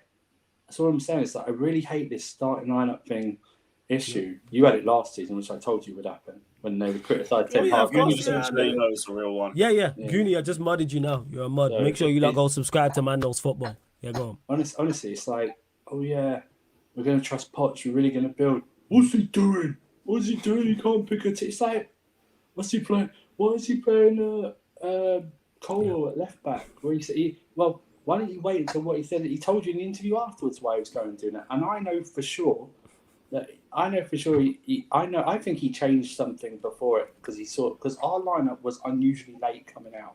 Okay. It wasn't like Liverpool's one was announced like an hour and a half before, which is very weird. Ours wasn't, which I think he changed. And do you know what that shows me? That you've got a manager that can adapt. Maybe his subs were a bit late today, and that's a criticism. But I thought, other than that, I thought he got after 30 minutes, obviously, because Liverpool were far the better team after 30 minutes. But after that, we controlled the game really. That was it today. So just and that's without. I tell you what though, that was the midfield, both midfields, in that first half were utter trash for like 30 minutes. Like Alam said, man, it was we need a DM derby, man. Yeah, that's what it was, man. At some point, every day was a DM out there. Good Lord. I was like, just hoof it, man. Stop passing it in the middle. Just hoof it, please. We did a DM derby, man. That's what it was. 110%. Yeah, but don't. Fans are so impatient, man. I mean, 100%. That's why I don't. That's why I don't There's really. People gunning Sanchez for the first goals. What? Yeah, people tried that. It's like it's a shot from inside the 6-yard box. There's so many. Yeah, there's no no goalkeeper saved them, bro. And even it's a good pass from Salah, to be honest. The pass was cold. The pass was cold. And even then, still like that offside, my FPL points, I was heartbroken. But not but now same as me actually, Jace. Yeah, same as me. But now, bro, I'll be honest, like I say this about fans all the time. Fans just want to be angry. Yeah, they just want to be. Even if you do well, they want to be angry, and they just waiting for you to do bad until they can start. I told you so, so shit like that. Like it's every from the time stuff. So I hear it, but yeah, I think the match going fans got it. Like you can have that anger and you can want someone to express it on, but There's a fucking egghead refereeing the game that deserves it. Yeah, Send it his way. He was We all right just today. battered Antony Taylor for 90 minutes. But then again, you saw your fan base as well. And Sophie mentioned it earlier that there's a lot of apologies that need to happen to like your owners because a lot of them were criticizing them just a couple of days ago, saying how did they let Liverpool do this and this time of that? Look, I told you guys about. Hey, even I said it was an L for Todd Bowley. Nope. But guess what? He What came the in. fuck do I know, innit? Bro, he came in like I can't think of like a thing though, but he came in. Big balls, had let his nuts out, pause. Yeah. And she said, yo, Liverpool halved out some of the. No, what they did is this. They went, no, you're not taking our train. Here's your train. And they hung them on their nuts in front of Liverpool's faces. That's what they did right there. And second of all, also it's reported, and you probably remember this, Lewis, the deal was actually struck last night, apparently, on Saturday. But they kept it quiet. They kept it quiet. So not to actually... so they kept it quiet. So it's actually done last night. So all this, where's the bid? Where's the bid? Where's your bid for Lavia? Where's your fourth bid for Lavia? Where is it? Your fourth bid. Where's your bid that goes over ours, that went over Southampton's asking price? Where's your bid right now? Where is it? Because I tell you right now, you're all talk up there. You're all talk. I'm so... there's not a fan base I like more to see in the mud than Liverpool fan base. And this is not all Liverpool fans that I stream with, although Monts had a big mouth the other no, you know what I mean? Shout out Monts, man. Shout out Monts and subscribe to big up Monts. Shout out to Hey, but Monts, if you you're know, watching, you did hold help that, man. out my soundboard a little bit. Hold that. Oh, you got a soundboard, fam. Let's go. No, you know YouTube, on StreamYard, you can use the audio stuff at the bottom. Turn that into a soundboard, bro. Oh shit! Little hack, cool. Yeah, little hack, man. I might do that. Sick. You know what I'm saying? It's not a fan so base. every time when Timo speaks, Anytime someone chat shit, dummy, that's my favorite. This thing at the bottom that says background music, but you just put some music in there and use it as a soundboard. But it's not a fan base, and I know we can all mutually agree. It's not a fan base I like to see more in the mud than Liverpool fans, because. Especially this generation of Liverpool fans like that, we've won 6 European Cups. You weren't even thought of when you won 4 of them. Do you know what I mean? Before then, you won. We're 19 league titles. If my big club went 30 plus years without winning a league, I'd be embarrassed. And you can't even go, you didn't win for 50 years. We weren't supposed to. We weren't. You know what I mean? We won one in 1955. Where were we supposed to win it again? We weren't, right? But it's like that. And I'm just, you know what? I don't care. I don't care even now we've paid 150 million after all. I'm just glad we've done it. And do you know what? It's funny right now, right?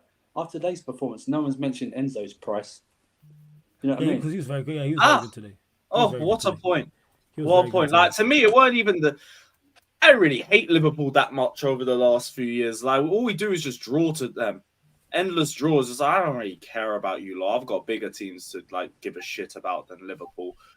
But then this happened, and then they thought they could big league my football club. See, that's why crashing everyone at every moment. Do that whole little history argument and we have Europe and you guys don't. We're a bigger club than you. We have greater pull and all of that. Where's your pull, bruv? You man couldn't pull a paraplegic in a tug of war, you dickheads. Try to think you can pull Lavia from us. You think you can pull Caicedo from us? Who are you pulling now, bruv? Who are you pulling now? Big Europe, big history, big trophies, and you still can't even pull Caicedo to a 12th place team. And here's the thing, right? During their greatest ever team era in modern history, right?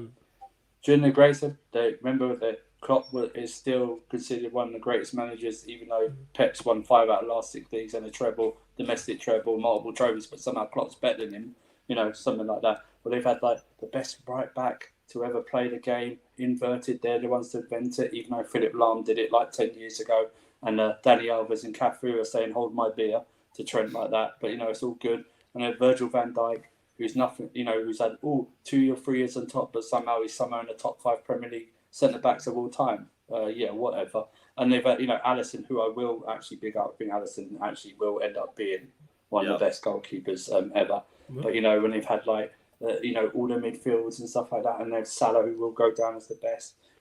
and somehow after they won the league once in 30 years, but somehow we're supposed to put them up there with the greatest Premier League teams of all time, and they've won one Premier League title and they can't even retain it, so they can hold that for bars. But in their glory, the past 5 years, let's stretch the past 5 years has been their glory years, right, of modern history, yeah, when they've had the best team and stuff like that. Do they understand that also during that time when we've been up and down, we've won the exact same number of trophies and the exact same trophies as them during this time? While Klopp's been there, and we've had about 18 managers in the meantime. And we've lost Eden Hazard, had a transfer ban, and had this weird fascination with Cobham all of a sudden. Do you know what I mean? So it's like, I understand, man. And you know what? I would glorify it as well. But it's like, do you forget who we are? You know what I mean? All this now, oh yeah, well, 2003. How long do we have to go back? Like I said earlier in the stream, we've been better than you for 30 years. We've won more trophies than you for 30 years. When do we have to go back? Do we have to go back? When is it satisfactory for you to actually, I don't even want your respect really, because it doesn't even matter anymore. But don't step to us again, okay? Because we bitch slapped you when we had Roman, and we bitch slapped you even more when we got these guys. Now, what we got to do is now show it on the pitch. That's what we got to do. We got to translate it to the pitch now, because off the pitch we're sensational, but on the pitch now we need to put it in. And pause. We need just honestly, I might print a t-shirt that says "Where's the bid?" I just might do it, or a hat or something. Yeah, I'm never. Where's the bid? Where's the bid? Shut up, man. Hey, a big up to Jack Murray for the super chat, much appreciated. It says, can the panel give their predictions for top 5 as it stands today, as well as real genuine expectation for your team to achieve this season? Respect. Big up for the super chat, Jack. We will get to this as well. Obviously, it's 2 questions in one, so we'll answer the first part, which is easier. Jez, top 5 so far as it stands. I presume he wants it. Yeah, 1 to 5. I'm presuming he wants it rated. So yeah. Can we have a caveat that we reserve the right to change it after the transfer window? No, that's why he said though. He said as it stands today. He did say that. Okay, cool. So we can add for you, man. We can add, and everyone else. We can add Chelsea. We can add Caicedo and Lavia to it. We'll add them both because it's. Yeah, but I was thinking just I was about to ask because Lavia is not actually officially here we go. Yeah. Just we'll add him in though. I don't know. Okay. Man City obviously. Mm-hmm. Arsenal. Mm-hmm. This is where everybody can fight for the spots. It's tough after that. I agree. It's tough after that. I don't know. I need to see what Man. As of right now, I say Man United just for now. And to be honest, with Lavia and Caicedo, there shouldn't be a reason why Chelsea can't get at least 3rd or 4th. So you can literally swap between 3rd and 4th. To be honest, in my opinion. So yeah, I say 4th Chelsea, and then 5th I say Newcastle. All right, Lewis, what are you saying? Top 5? Man City. Mm-hmm.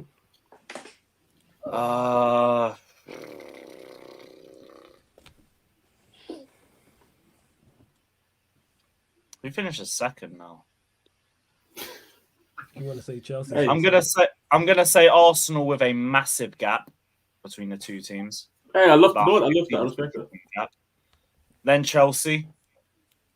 Then Newcastle. And who's 5th? Then United. 5th gets Champions League. 5th gets Champions League. Yeah, that's what he said. He did say top 5 gets Champions League. So say yours again. It was City, Arsenal, Chelsea, Newcastle, United. All right, cool. Yeah. What are you saying, sir, for top 5? So as we're constructed right now, this is only like Caicedo, and I'll add Lavia in just in case. So you can add both Caicedo. So it's Man City, and I don't think it's close after that, by the way. It's definitely not close. It's not even.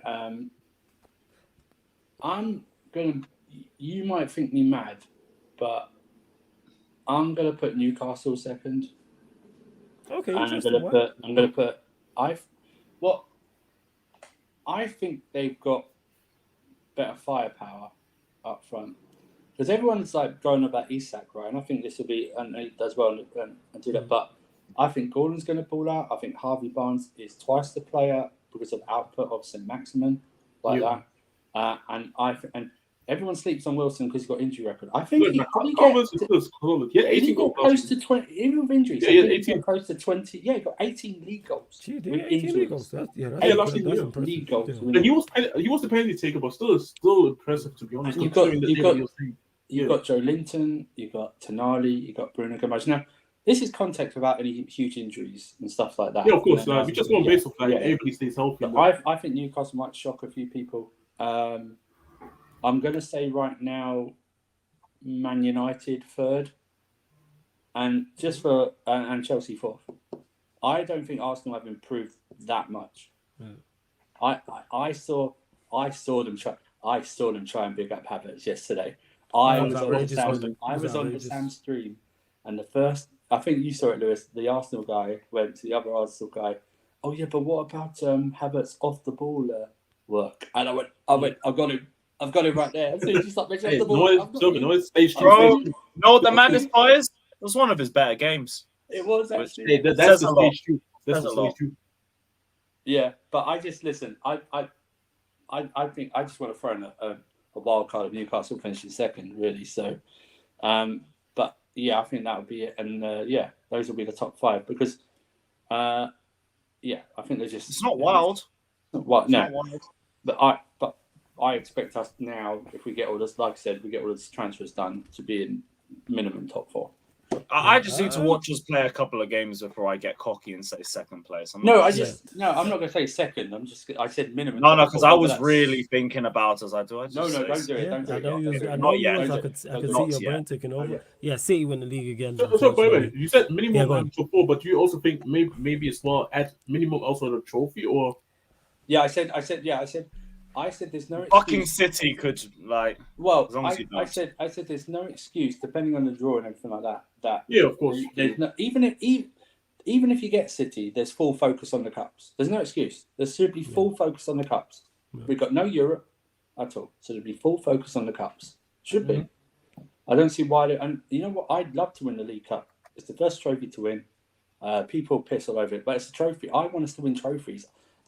Finishing Champions League doesn't matter to me unless you're going to go serious in it. It just doesn't. It's just extra games then. What's the point?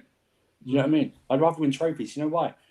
I cannot wait for the day, and this might seem sad, but I can't wait for the day where our final trophy tally eclipses Arsenal and they can't say anything. They can't say anything. And that's not far away. I think it's like 4 trophies, something like that. It's like 4 trophies, I think, between us. Because I don't count shields unless it's enough. I don't count them unless someone's swinging them in a movie. But that's it. Yeah, facts. Unless it's a vibranium, it's got vibranium in that shield. Yeah, I don't care for it. Exactly. In regards to my top 5, CSC win the league again. Unfortunately, no one's close. Let's cut that shit. Second, still think Liverpool. I said them initially, and I still think Liverpool will finish second. Yeah, because I can still see what I'm not getting caught up in is 1, opening day, and 2, realizing that Liverpool today played one of the better defensive sides in the Premier League. Not many sides, yes, even though as much as Chelsea need a DM, from a defensive standpoint, individually, and from a structure standpoint, Chelsea have a very good defense. This is why they don't concede a lot of goals. They don't concede a lot of chances. Even when they were terrible last year, they didn't concede. It's not like they got battered 3, 4, 5, 6-0 on a regular basis.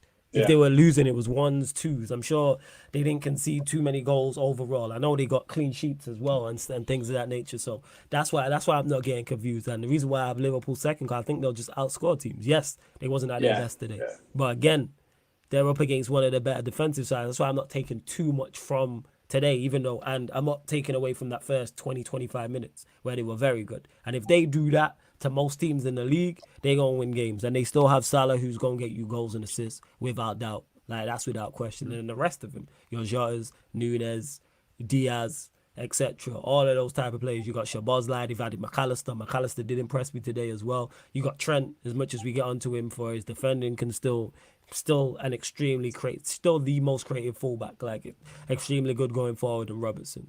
So I would definitely say, but I'd say Liverpool second. Third, I'm still going with United.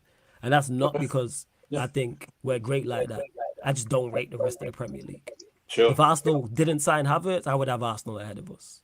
That is my sole reason why I think we finish above them, because I think he's completely detrimental to what they've got going on. Whether And he then plays in midfield for or argument's plays in sake, then, striker. Yeah, go on. for argument's sake, then, what if Kai Havertz gets them show up throughout the season, but they're also still going to buy another attacker who can actually play? If he's playing, I don't care if he's playing. If he's which he is gonna play, because even when Yeah, I of was course, shout out yeah, to Kears when we was on Big Six Bands a couple weeks ago, and was talking about Havertz, and he was like, "Oh, Havertz ain't gonna play week in week out." I was like, "Okay, we'll see." Of course, yeah. Well, For me, Havertz is gonna play week in week. You don't Yeah, spend that much money and give him so. He's gonna I'm play expecting week him in. to play. I'm expecting him to play. It's just for me, like in terms of like the devil's advocate. What if Arteta realizes this guy is so bad, I have to drop him? And to Roadman who says football ain't all about goals, flawless. No one's saying it's all about goals. That's why I didn't pick Liverpool to win the league. All I said is they can finish second outscoring teams. That's why I'm not sat here saying, because what people need to realize, like classes in session. When I'm talking about winning leagues and Champions Leagues and competing, that's when you need everything. But to finish second or finish in the top 4 or the top 6, you don't need everything. How many times do I have to say this? I don't rate the vast majority of the teams in the league. Let me go one further than that. Outside of Manchester City, I think everyone has major holes. I think all fan bases overrate their teams massively, including myself. I said earlier on this very show, the 3 teams we're discussing, I think all have the same issues. As good as we have strengths, as good as we are defensively and have good midfielders, creativity and scoring goals is the problem for each 3 of these teams. That is the problem. If you put a bad boy striker and a bad boy attacking creative midfielder in either of our 3 teams on top of what they already have, that shoots them up, in my opinion, to second place. Because that's what they lack.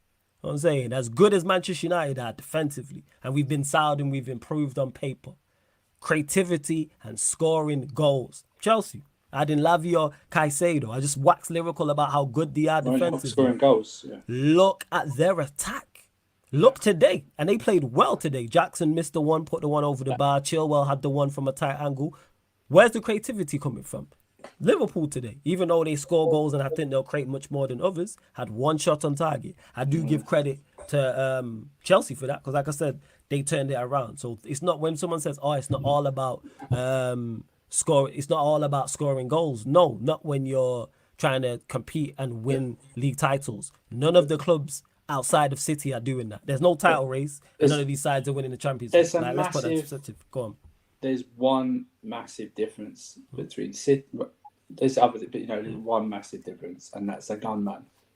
Now Kane's out of the league and Tony's suspended. Haaland's got no equal in this, whether you thought he did or not. But there's no real competition. Do you know what I mean? Yeah. He's the guy that City can have a crap 4 games in a row, and he'll still bag 8 goals, and they'll win all of them. That's the difference. You're right today. I should really caveat. If we are more clinical, yeah, we'll get up there. But we need to be more clinical. As great as we were, as good as you were today. Yeah. As good as we were today, we had the better chances and more of the chances, but we didn't take them. Jackson, as well as he played, missed the had sitter. that glaring miss in the missed the sitter. And just to clarify as well to Roman, he said Newcastle, and see Jack, big up for the super chat. We'll get to the rest of this. Newcastle have more goals and a better defense than United, but you have United in 3rd. Come on, mate, shocking take. Because you don't let me finish because you lot don't listen to context. And this is the same thing me and a shout out to Russian had on Casually FC when he thought I was going at Chelsea. If you or anybody else in the chat says Manchester United are not finishing in the top 4 because of our lack of goals, guess what I say? I wouldn't argue you down. I understand it. Lewis don't have us in the top 4. Did I say anything to Lewis when he said he didn't have us in the top 4? No, because I don't think we are clear-cut the 3rd best team in the league. I really don't. So that kills that dead. That kills that dead. You know what I'm saying? It's not like I'm sat here saying it's certified that Manchester United finished 3rd. Outside of Liverpool, I think they are better than the rest. Between United, Chelsea, Newcastle, I throw Spurs in the mix as well. I don't think there's much in it. If somebody sat down and said Manchester United will finish 6th, guess what I'd say? I understand it. Because we lack creativity and lack goals. So this whole thing, don't ever put words in my mouth. If you are ever unsure of something I'm saying, just ask me. It's cool. I'm not sat here saying it's certified. I think it's certified City win the league. The rest of the teams, that's pretty much it. I think Liverpool will finish 2nd. Yeah, it's an open race, yeah. Yeah, it's an open race. There's no That's why I'm saying that. I was stuck with after 2nd, I was like... After 2nd, I was stuck too. You know what I'm saying? Yeah. That's why I'm saying United 3rd, but Lewis said we're 5th. If I was that confident in us finishing 3rd, I'd be like, yeah, you bugging with that. But I But didn't say anything to him because I understand why he's saying that without even explaining it. Because I know the deficiencies in that team. We don't create and score enough. Same way Chelsea don't create and score enough. Chelsea played well today. Chelsea played very well today for the vast majority of that game and created 2 clear-cut chances. So what happens if they play average or they play bad? Like, people don't take these things into consideration. And I was saying this the entire transfer window. I've been saying this, not just about Chelsea, about my team too. I was saying to LFC for the double says, don't know how people are sealed so high because I think you can outscore teams. That's why. I look at Liverpool's side. I look at your creativity. I look at your goals outside of Manchester City. I think it's clear of everybody else's. I think you have more creative than everybody else. You have more goals than everybody else. Even if your defense is worse, cool. But you lot can win a game 3-2. You can't win a game 0-0. But I think you're right, Flawless. I think what you have to take into consideration is this is Chelsea playing. They've always had a good defense. By the way, big up to Disasi today. My God, that guy's a beast. Absolute beast. This whole thing about French Maguire as well. Up yours, French Maguire. Oh, he's slow. Yep, he was out pacing everyone at that back there. That's what I say. Part of my he's a centre back, but part of my make Chelsea black again commitment. Disasi coming in the first pillar, so it's all good. But you're right. Liverpool won't go up against a team like Chelsea, and this is just Chelsea as they are right now. This is without adding a defensive midfielder and something like that. So we'll probably do that to nearly every other team, bar City, and possibly you lot, and maybe Arsenal, something like that, right? Away at Emirates or something like that. We won't do that to. We won't do. They won't have that. Like you say, what I said to you earlier. I think Liverpool might be a bit like Spurs this season. Better defensively, I think, but definitely better. They have they have the best collection of forwards in the league. They have the best options in the league, better than City, because City have the one gunman. Because I don't know where the other goals are coming from City, like on a regular basis. But if you've got Salah, and by the way, Gakpo is not an 8. Gakpo is not an 8. That is a waste of that man's talent. He should be a false 9, something like that, or out wide. You've got Luis Diaz, Gakpo, Salah, Jota, and Darwin Núñez, who looks like the Uruguayan version of Andy Carroll at the moment. But you're right, and maybe I forgot to add them in the thing because it's just I just hate you at the moment, even more so. So I should really put you out there if I'm being generous. And you're right, but the thing is, after first, and even like Arsenal, you could go, oh well, why you got to say this is because let me just face it. Let me just say this. I don't know what happens if I shut Martinelli and Saka down for you, or they get injured. I don't know how good you are when I shut them. You know what I mean? I don't know how good. And let's face it, as good as you were against Forest, you didn't kill them off. You did not kill Forest. That's a big issue with them. That was last season. You did not kill them off like that, and that's an issue. And now Timber's injured. I don't know how long he'll be out for, but Timber went off injured. So we don't know how long he's out for. But yeah, just to clarify to Jack, so who did I have here? I said City first, Liverpool second. Then this is where it gets tricky, like in regards to his close. United third. Did I have fourth? Newcastle fourth. I think Arsenal finished fifth, Chelsea sixth. That's fine. Five. I know what you're saying 6 because we haven't got all our transfers in yet. Yeah, that's what it is. Like, obviously, if you add Caicedo and Lavio, does that improve Chelsea? 100 because I was tossing that up between them and Spurs. But it's kind of like now go Caicedo and Lavio, defo 6. But that doesn't mean they can't finish fifth or they can't finish fourth. But it's close. But go on. I think I said to you guys that even if you get as the squad was constructed, even if you get Caicedo and Lavio in, I think the maximum we can get is 6. Like that, even just adding them two just alone. Because I think an Achilles heel will be conversion rates in terms of you got Jackson up there, and Kuku's out till January, Mudrik's an unknown, Sterling, I think he had a good game today, but would he bag the goals? Madueke's not really proven. He had a good, decent end to the season. And am I missing anyone else? Maatson, but I don't know if he'll even stay now because of reports he might go. But that's what I mean. There's too many questions. There's too many question marks of our attack. Yeah, and same with us. Like that's the problem that with us. I think Chelsea have the same issue. I think Spurs. Yeah, like I said, you lot scored 38 league goals last season. We scored 58. Rashford got 18 of those. take Rashford's 18 Two goals goals away, our better. attack is yours. Yeah, like it's the same shit. That's why when people say, when Chelsea fans have gone to me and like been like, oh, where your goals coming from? I'm not saying ours is miles better. No, Yeah. I'm just saying I think we have the same issue. We have it to a lesser extent because we have someone in Rashford, but that's it. That's why I'm not banking on us. Yeah, we can finish second or first. Because if we actually had a good attack, I'd actually say, yeah, we are going to finish second with chest. I'm not saying we're going to finish second with chest. I'm not saying that we're going to finish in the top 4 with chest. Because all it takes is injury to Rashford or a bad season from him, like in terms of, even though he is pretty, minus last season, he's consistent in terms of his numbers. If he doesn't have a good season, then where are our goals coming from? I don't know. And I still doubt our creativity. Yes, Højlund is new. I give him a bly. I think he will add goals. I think he'll add creativity. I think he'll add assists, but I don't think him by himself is enough. This is what it is. We added Mount. Less said about Mount's creativity, the better. So yeah, but in regards to Jack, you just said as well, my team to achieve this season respect. Manchester United, obviously, in terms of on the pitch, style of play to improve overall defensively, improve overall offensively. That's as a team. Improve all individually again, as I see last season. Domestic Cups got to target both those competitions. We got to the finals of both. So I'm looking at that. Try and go and pick up a domestic double, even though it's going to be tough. Get used to winning trophies on a regular basis. Champions League, must get out of the group stages. Get to the quarterfinals. I would say. Get to the quarterfinals and see where we land. And then the away form has to improve against the top sides. And not just the results, also performances as well. And that's where Ten Hag needs to be more smart. You know what I'm saying? And now I see one. I got Arsenal 4th. I said Arsenal. You said Flawless. He's saying as it stands now, Arsenal finish outside the top 4. No.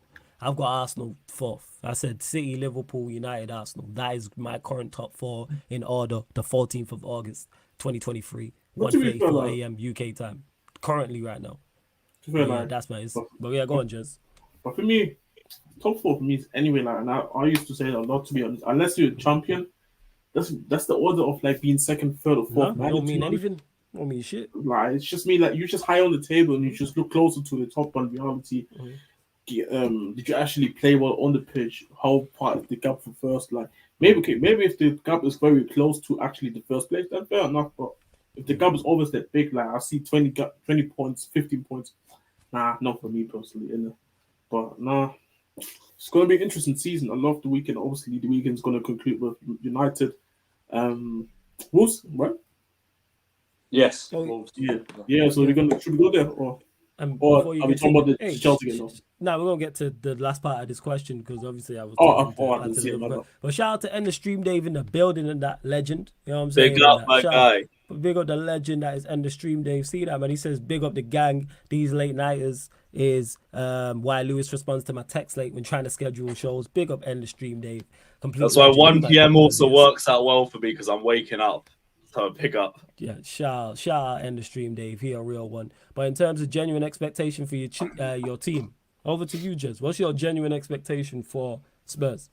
To be honest, I don't really have high expectation for the season because manager first season, life without Kane, these type of things. So I'll be honest, I'm just happy if the manager can get us back to Europe at any stages, to be honest, and just stay to his way of playing, or even if his way of playing seems not to work, and that you show me adjustment, and you show me character in terms of like wanting to adapt to the league if you have to.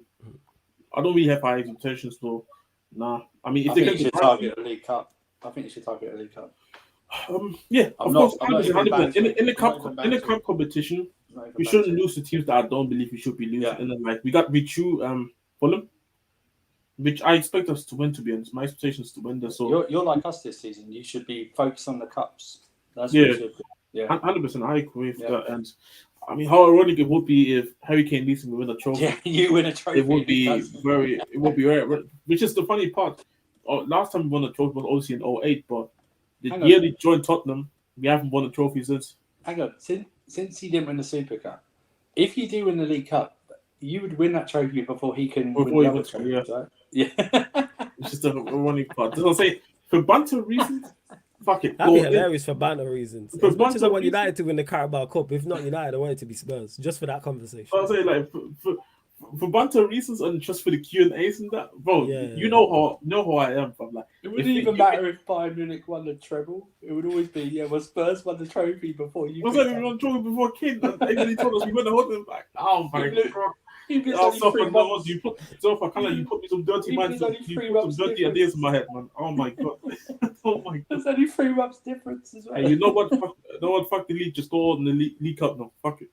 Like, I don't care if you're in relegation, man. I don't care no more. Fuck it. So yeah, Ange, just go in for the cup. Just go for the league cup. I don't care where we are in the league. Yeah. What are you saying, Lewis? Expectations for the season? I'm still keeping my feet on the ground. Top 4 domestic cups, as long as we don't buck Man City, and we'll readdress that in December. Until then, just want my top 4. What are you saying, Surfer? Yeah, I'm in conjunction with Lewis. As we are looking right now, Caicedo in, possibly Lavia. I'll go 4th or 5th, and a trophy. Give me. You know what? Give me your season from this one. Just to say as well, 39 more points. Yeah. None of this. Please, can I just beg, please, Chelsea.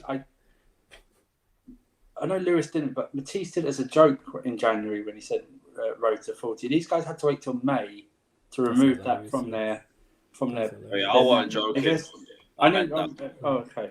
I know Matisse. That's what I'm saying. Matisse maybe. I know Lewis wasn't, but please just get. Actually, you know what, Flores? I think Lewis and I'll be shameless. Once we get past 40 points this season, then we'll tell you what our real predictions are. Yes. Once you stayed safe. Let's just get to 40. You stayed safe. You might have joked. 40 by Christmas or we riot. You're a fucking idiot. Hey, Jack, big up. Great super chat, man. Daniel says, Rashford was your top goal scorer last season. How many does your attack get flawless? How much does your attack get flawless, honest opinion? I don't know. I don't trust these attackers. Outside of Rashford, Højlund is new, like I said. Garnacho young, so it's like, and he'll be off the bench and be impactful. The rest of him, I'm like, yo, Antony's in there. This is the season now for you, where it's like, all right, do I defend you anymore now? Like, this is your season to shine. When you got to play a lot more, because like I said on Saeed's channel, a lot of people don't know this. He played less Premier League games than Sancho. Not enough. Did he? Yeah, played one less game. Really? Yeah. He played 25. Like Sancho played, games. He played 25. Really? Sancho played 26. My point. Availability. So you need to be available much more. Sancho part of the season off. Exactly my point. Well, injuries. Because obviously he had World Cup fever around the World Cup time, and then he had like niggles. There was a lot of times he'd have niggles, and he'd be missing for 2-3 games. Hey, yeah, exactly. So like availability, number 1. Number 2, definitely need more goals and assists, and 3, need more impact. Because I've seen enough from Antony in terms of fundamentals where I go, all right, there's a base, there's something to work on. I always state, I always give players their first season all the time. 25 games. Like, let's say, he played like 25 league matches. Yeah. Something like that. But What? I checked this on Man United, exactly. Everyone has the same reaction as you. Because I was saying this during the season. I'm like he's not available enough, but because people was running banter, running jokes about his performances, it don't get spoken about. My biggest issue with Antony last season was availability. I said this. That's my big. You gotta play more. Astonishing. Yeah, you gotta play more. But yeah, goals and assists, of course, and then impacting games. So with Antony, but I don't rate our attack. And on top of goal scoring, I don't creativity. But in terms of overall, we got 58 last season. I think we'll crack. I think we'll get 70 league goals this season. I think with Højlund and Mount. That's more. Yeah, I think 70. It's not enough to go and challenge for a league title. So cut all that shit. And again, people, I'm not. Just to clarify, for someone in the chat is like, how you gonna say sure Friday they're gonna score 70 goals? If Manchester United scored 60 goals next season, if this season coming, it would not surprise me because I don't rate this. Chelsea scored 73 and 21-22 of our crap attack. So yeah. Hey, I mean? These men don't surprise. Hey, if we scored 58 this season coming, it wouldn't surprise me. That's how much I don't rate our attack, and we don't do this, rate. actually, along with the 40 point mark. Can I just ask Chelsea for at least one goal to do the goal of the month competitions this entire season, please? Oh, look! It's our own Sarcasm City phone jacker. Yes, bro. Right, You saying, family? You good, Ahmed? This guy, you know. Why you look like you're hiding? Yeah, why are you hiding, bro? I'm out here. I'm here. Scamming. I'll put the mask back on. Put the mask back on. Jesus Christ. Oh, Listen, my man. days. No, but serious note, on a You are serious big, note, man. On a sorry, my earphones are cooks right now. But listen, man, it's a crazy day, honestly. If I honestly, man, I don't understand why these men thought they could touch us. Like, I still don't understand this Pause. logic. Pause. Pause, obviously, pause. Yeah. Yeah, Done, like strong pause. these I I just like, whoa. What type of stream you Generally, think you're in on, man? What is this, man? Oh, serious. honestly, man, like, at the end of the day, man, these guys thought they could, they No, thought they actually, could beat us for. They thought they could beat us monetarily. They couldn't beat us monetarily at the end of the day, man. They need to chill out. You know what I'm saying, man? That's what, as I always say, chill out, man. Come on, man. I'm not able to do this. Is he breaking up for you, or is it just me? Yeah. Alright, cool. I thought it was on my end, Joe. I thought it was on my end. I know why it's noise. You know It's what, cool, man. go on, That go on. Battersea Wi-Fi, man. It's cool. Go on, carry on, man. Too many streams. Battersea Wi-Fi. Yeah, Battersea Wi-Fi. Chill out, man. Yeah. My Wi-Fi has been Wi-Fi, crystal chill out. clear. Can you hear me? You know what I'm saying? You heard me. Look. You see exactly, dickhead. Yeah. Hold that. Yeah. Hold that. You see me clearly. but- What do you mean, man? I come barely rocking this. Go on, carry on.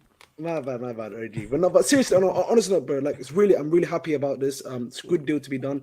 I don't understand why Liverpool decided to, what's it called, go in for someone when they haven't agreed personal terms of it. Like, that's something the previous ownership learned the hard way last season. We learned that the hard way last season. Quite literally, agreeing we didn't agree personal with these guys, and then we just bidded for them to get accepted. Listen, Yo, Ahmed, jump out, jump back in. Your Wi-Fi is moving mad, Joe. I do want to hear what you got to say as well. Your Wi-Fi is moving mad, fam. Should have kept the mask on, bro, man. That's what I'm saying. It's before we continue as well, I'm legit just adding Lewis and Ahmed's channels to the title as well, people, as we speak. Make sure you go subscribe to Ahmed because he's doing great work. So much great work that his voice is going. That's how you know he's out here streaming proper. You can Because hear he's done him. about 83. Yeah, his voice is hoarse. I respect it, man. I really respect the hustle. I know what it's like. I'm saying I've been there. When we got packed 7 by Liverpool, I was there. You know what I'm saying? My voice was mashed up. I remember them times. Like, for real, all that hollering I was doing. It was crazy. But yeah. Just have to say as well, subscribe to my channel as well. The name is and save my life and content. This guy, he thought about that as well, yo. That's the funniest shit, yo. He thought about that beforehand, yo. He was like, I'm gonna get this joke off. He really did. He really did, yo. He really did. I want that. This guy, yo. You and Self. Honestly, on the real though, he did save my life and content. That was good. I like that. That was good. But yeah, Lewis's channel and Ahmed's channel, the links are both in the title, people. Carefree Lewis G, The Bridge 258. Yeah, go on, Ahmed, go on. Yeah, man. I would just say, man, I'm very happy with what's happened. Being able to do it. Obviously, now Liverpool contract check to us. Honestly, man, these fans are Liverpool fans, man. I thought, United fans are bad. You know what I mean? But like, they're taking the biscuit, man. You know what I'm saying? I don't want to. There's another word for you, like, but honestly, man, it's crazy. You say take the biscuit. Is that what you just said on this channel? Take the biscuit. Is that what you just said?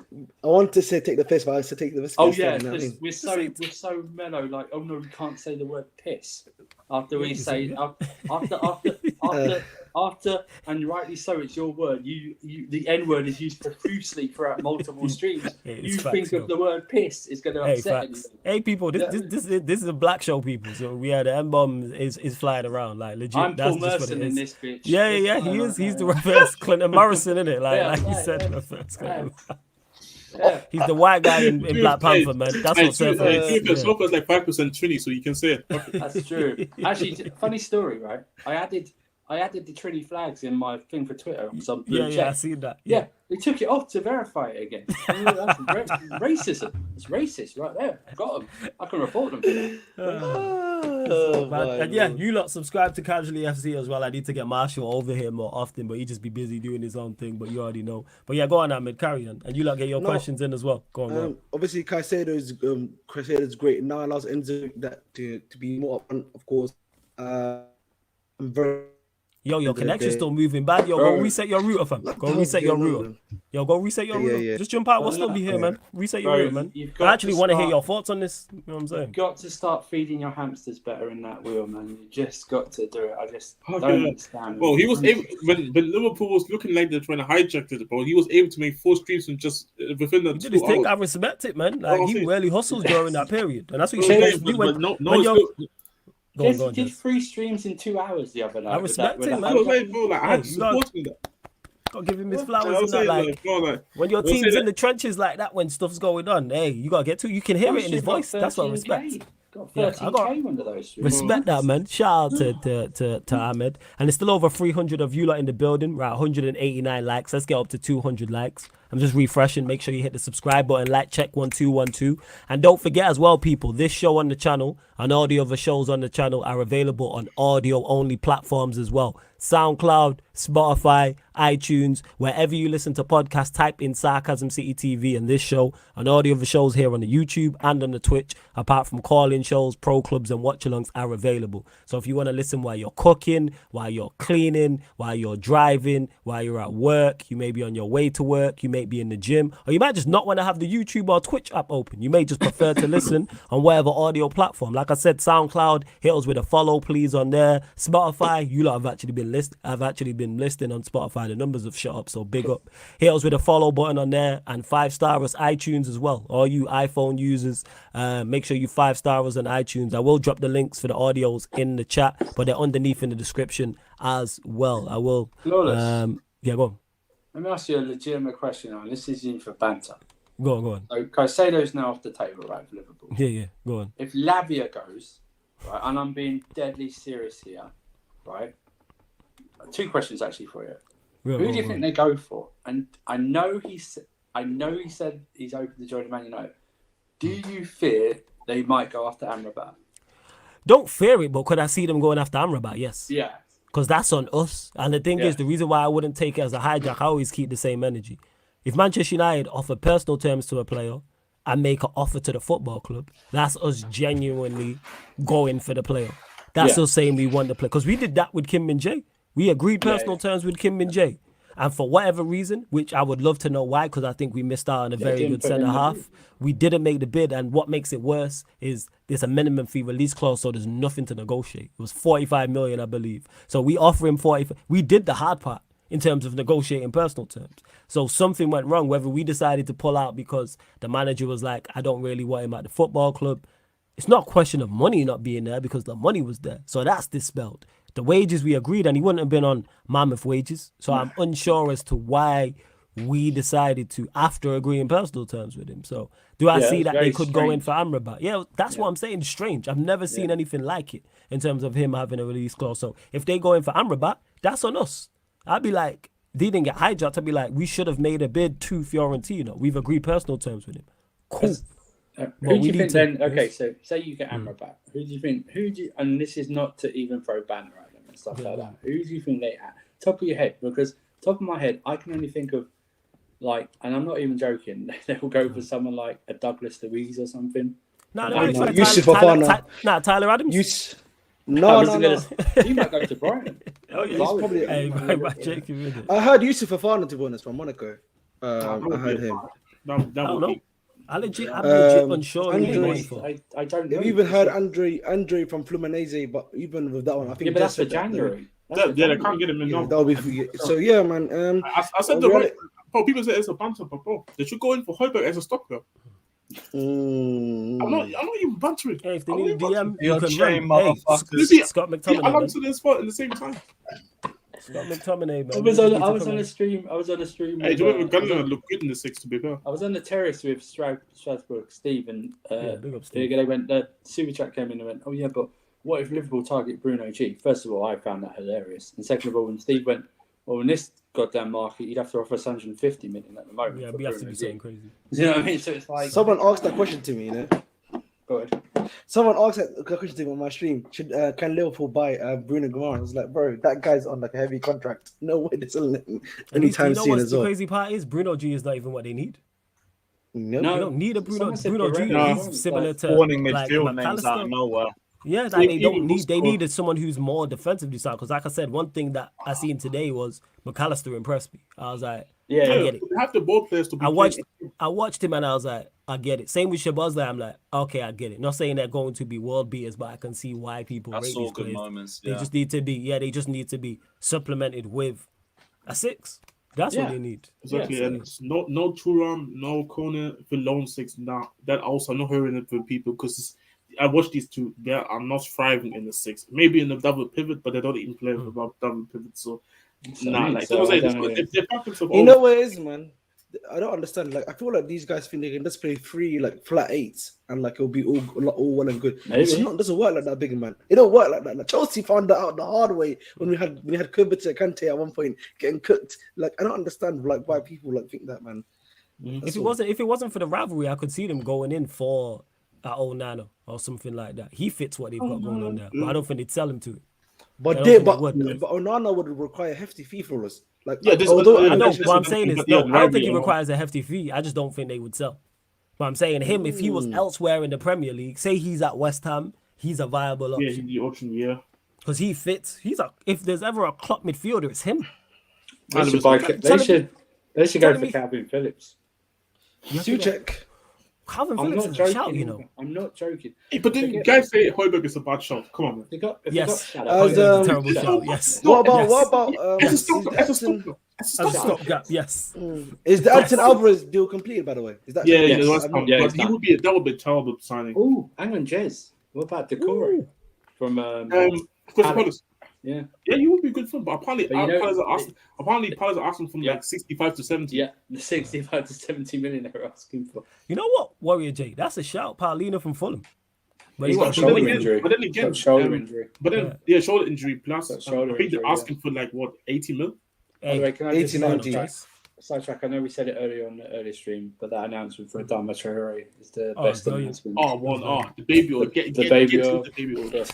Unbelievable. I expect that any video that Chelsea are going to do for Caicedo won't even touch that. Just won't. And big up to Josh before you go. Big up to Josh for the super chat who says, big up Lewis. We're at the bid watching merchants now with a question mark. He put FSG in blood. Let you respond to this. Scrambling for a midfielder, bruv. Keep looking. Bro, Surfer, do you remember those Liverpool fans we had? Like, they were like, where's the bid? Where's the bid? Richie had a whole stream where these guys were trying to say there's no bid. Watch Liverpool pay 120 million for the player. Oh my god, man!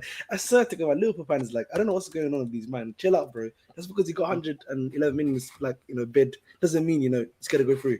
Chill out, man. God, I just before we let Ashley Armand, because I want to hear his thoughts as well. I haven't really spoken to him about the game. And obviously the things that just happened. Can I ask you guys how you guys feel about this new referee thing? In the added time, because apparently there's a rule now where only a max of 2 players can go out to the referee, or anybody else gets a yellow card. Like pretty much all these rules that they made to protect the refs a bit more. I like it. Yeah, I understand that. Yeah, I saw it all today. They're booking people now for wasting time. They booked Trent for wasting time now really quickly on the throw-in.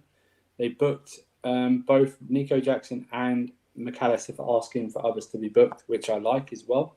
By the way, side note, I don't think Antony Taylor had a bad game today, ironically. Oh man, the lights on that guy, yeah. But I like it.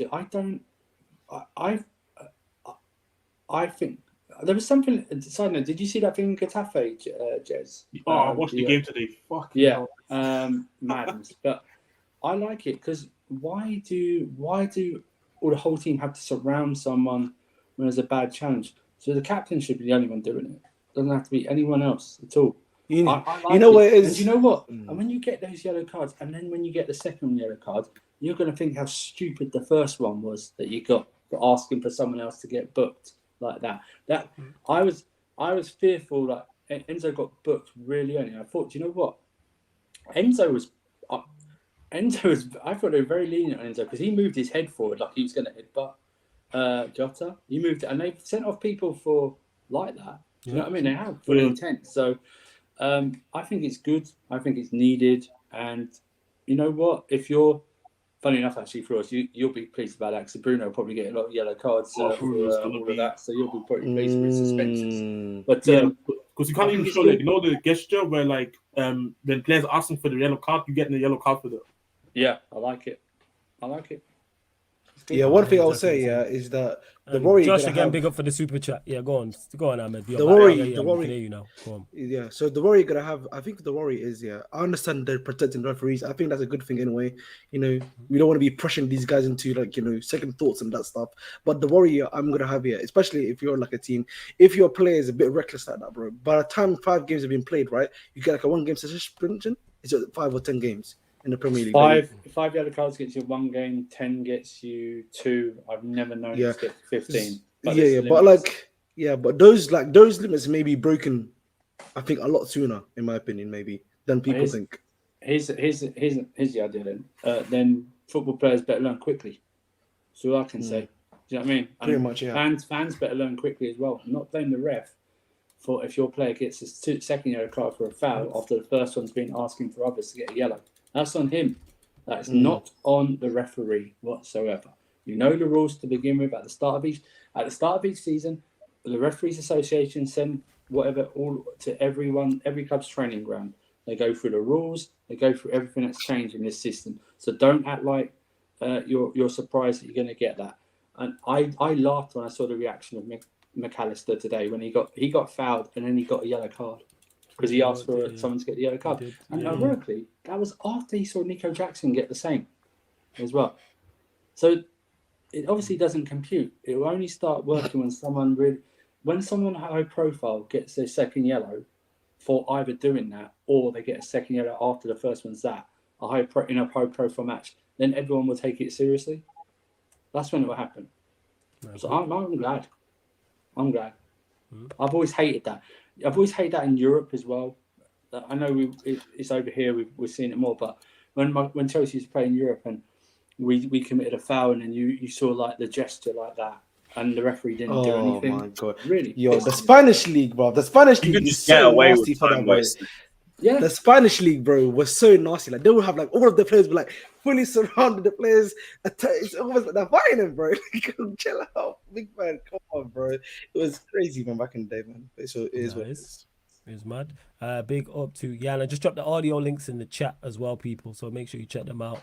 TLFC for the W says flawless. He's scared Bruno will miss games this season from getting yellows. Complaining. No, because he's Bruno Fernandez. He's not Casemiro. He's not Martinez. He's not Varane.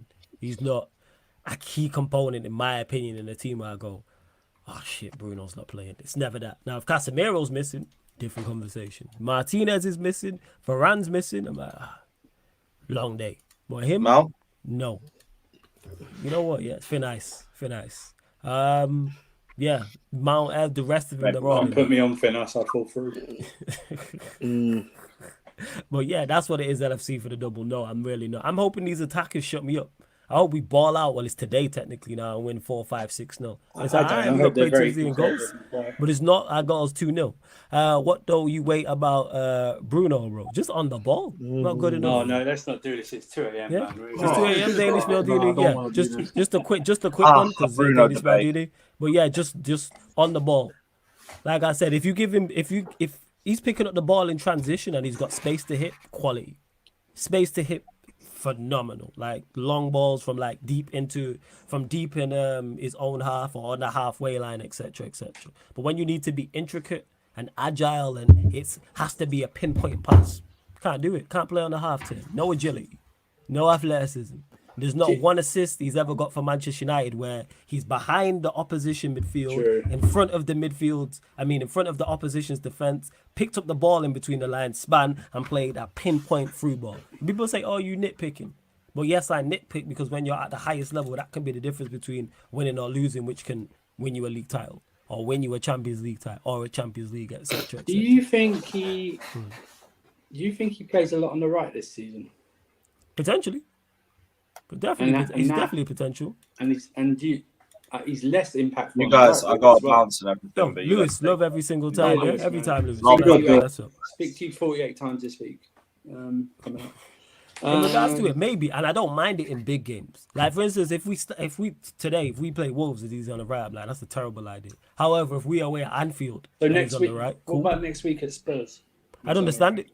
Yeah. I'd understand it. I get it. You know what I'm saying? It would make more sense with that. Because one thing I say this all the time for those that know, he reminds me of Jason Park in terms of his attributes. He's a spoiler. He's a tryhard. He stops the opposition from playing. And you need those players in particular in those games. So if we go away we're away at Spurs, we're away at Arsenal, I think game week 4. He plays on the right-hand side. I have no issue with that. I think it's game week 4. We play Arsenal very soon. Yeah, we play Arsenal very, very soon. Yeah, is that after or before the international? It's their third game and then they play Arsenal. Yeah, something like that. What Yeah, before the international break? Something crazy. I think after the international break, because I think it's everybody after. plays 3 games. It's the I think first game back after the international break. Yeah, that would be I'll good. check Christ. it. But I know that we Wow. played them like it's early on in the fixture list, if I'm correctly. Let me have a look. Just having a look here now. Give me a sec. Why don't these schedulers rig it to have these games? Like Yeah. See, yeah. So the 3rd of September. 3rd of September. 3rd of September. No, Bro, that's the final game before the international break. Well, so 3rd. Yeah, 3rd of September. Because it's before. when's the transfer window deadline? Is it September 1st? I think it's the 2nd. The Friday, I could be right? wrong. It's a Yeah, Friday. it's a Friday. Wow, I didn't Legit, realise it was like, that. that's Why what it not is. play? Honest question though. Why not just play Mount on the right wing? Because like obviously he did that. I think it's an under- option. I think it's an option. honestly, I think for me, because of the fact of how unstable he makes your midfield, I think it might actually be better for you to still have Bruno working centrally than having Mount on the right wing to do that job. What happened to Antony? Is he still hurt or something? Two cheeks of the same ass. Just another option there with those two. Whoever's playing wide right. 2 cheeks of the same. I really have no. If someone was like, Mount should be playing central and Bruno right, I go cool. Someone's like, no, Bruno should be playing right and Mount playing central. All right, cool. I don't think it makes really too much of a difference. Like I say, it's just gotta work. That's what it is. It's not even a good looking butt either. That's the problem. Like that's just what it is. That's how I just look at it and just go, all right, I didn't go and create. Like forget like who's better and who should play where. Yeah. Like I said, my fan base is in for a rude awakening. That's all I'm gonna say. We're in for a rude awakening. Not against Wolves. I think we'll win the game. I'm just saying in general. Like because a lot of our fan base that I've spoken to and be in chats and I see on social media talking about, yeah, we can do this, that, and the third. All right. Bro, We're gonna find out. I think Wolves are in real danger of going down this season. Yeah. No, they're going down, bro. I hate it. I said they're in real danger of going down. I said they were in real danger of going down. Yeah, you're saying real danger. I'm saying it's gonna happen. Okay, cool. Can you tell me the lottery numbers? Number 10, number 15, number 2, and number 6. Those were last week. Only new numbers. Oh damn, Hey, bro. so, before you actually breaks up. Oh my god. Oh, there's breaking news. Oh, What? Okay. This better be good. breaking news. Neymar and Al Hilal apparently, Parisi said it's just about done. Literally, there's like 2 seasons left. Okay. I ironically, I added Al Hilal on Twitter saying after they lost the final to Ronaldo, I said, "Yo, I need Verratti and Mbappe now. You know what? They delivered me Neymar. I'm watching these games. You know what, man? Shout out Al Hilal. You know what Al Hilal did, bro? They lost that cup final and they got serious and went in the market to get Neymar. That's what I call ambition. Leave me. Do something. Yeah, man. That's what I'm calling bitching, bro. Alright, but no, man. Al Ahly for the win, man. That's my team. You know, for Saudi. Al Ahly's my team for Saudi. I've seen first. But hey, love to everyone who has tuned in. Obviously, this show is We normally doing, on a Saturday night with a Sunday night. You know what? It'll probably happen at some point. Probably. I won't, Can I but make there's a enough video? of you. If there's a big game, fuck it. No. I'm going to make a prediction. We will do this season more Saudi watch-alongs than Belgian Super League watch-alongs. Whoa. I said this already. If we use, Can't even finish this. I said. You know you won't do it. No. I said if USG makes it to the Europa League, me and Peter, we are definitely going to pick some of these games to watch, especially if we have a good group. Other than that, if they don't make the Europa League, don't expect any Belgian Pro League games. Yeah, but I will be yeah. updating you guys on the results. Sure. And we have to better McAllister. Sure. To LFC for the double, who says his Neymar one of the biggest wasted potential ever. Yes. Yeah. From the level he was at Barcelona, and he was the heir to the throne. And when I say that in terms of like it was Messi and Ronaldo, and he was supposed to be the one that was next up, and then it just didn't materialize. And this goes to show when people on my case like, oh, pace and power, why are you always going about athleticism and pace and power? Look at the players, 2 players who are currently going to Saudi Arabia in Neymar and João Felix. Supremely talented. 2 of the best, most talented footballers in Europe right now. Why are clubs saying they'll run the risk? Because they're luxury players. They don't produce enough. I've been saying this and I rate them both highly. I said I would take Neymar and Manchester United on loan for the right deal. We should still be all over that, to be honest, because he's a difference maker potentially. But you see, clubs and managers don't think that. That's why it looks like he's going Saudi Arabia, which it is a shame. So has he had a great career? Yes, but there's always what could have been. It's like a Neymar, but during Barcelona and then after Barcelona. And also, it's not it. Neymar and PSG are the reason all rival fans are crying about big transfer fees and why you have to pay so much. Because they destroyed it. You want to talk about Man City and Chelsea ruining football? Nope. That was PSG, bro. This is when I was starting questioning FFP, and then I saw that. They ruined football because no one would have paid £100 million for a defensive midfielder if Neymar hadn't gone to PSG. Just facts. And also, Flores' team wouldn't have paid $80 million for Harry Maguire either. I hear that. You know. Yeah, Just saying. The best signing for United ever, man. Best United signing ever. Isn't that right for us? Yeah. Much better than Mudryk. You know what I'm saying? Got more goals too. But yeah. Like, yo. How's he today? You know what I'm saying? I need to actually chat to Russian, see what he's saying. And Nkunku injured. Mudryk on the bench. Jackson will do his thing. I think Jackson will get goals. But yeah, we move.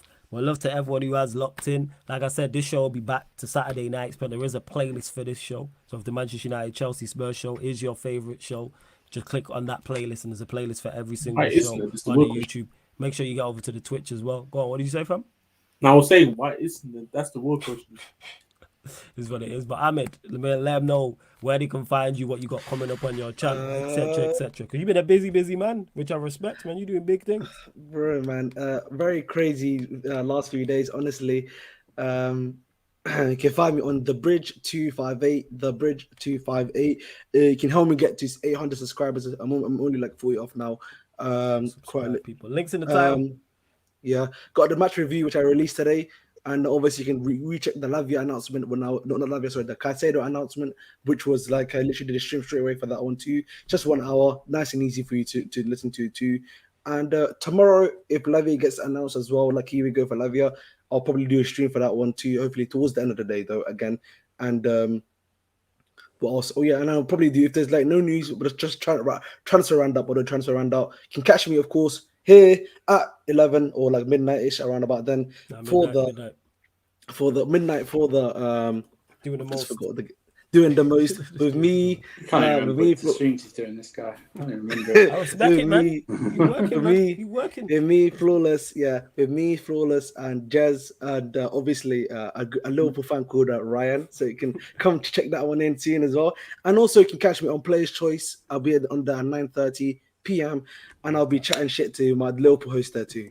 Yeah, love that. Oh, but you were worried about saying piss, but you said shit now. Yeah. Run with this, Ahmed. You know what I'm saying? Alam says the Bridge 258 because he's hustling 25 hours a day and 8 days a week. That's fire. Hey, that needs to be your tagline.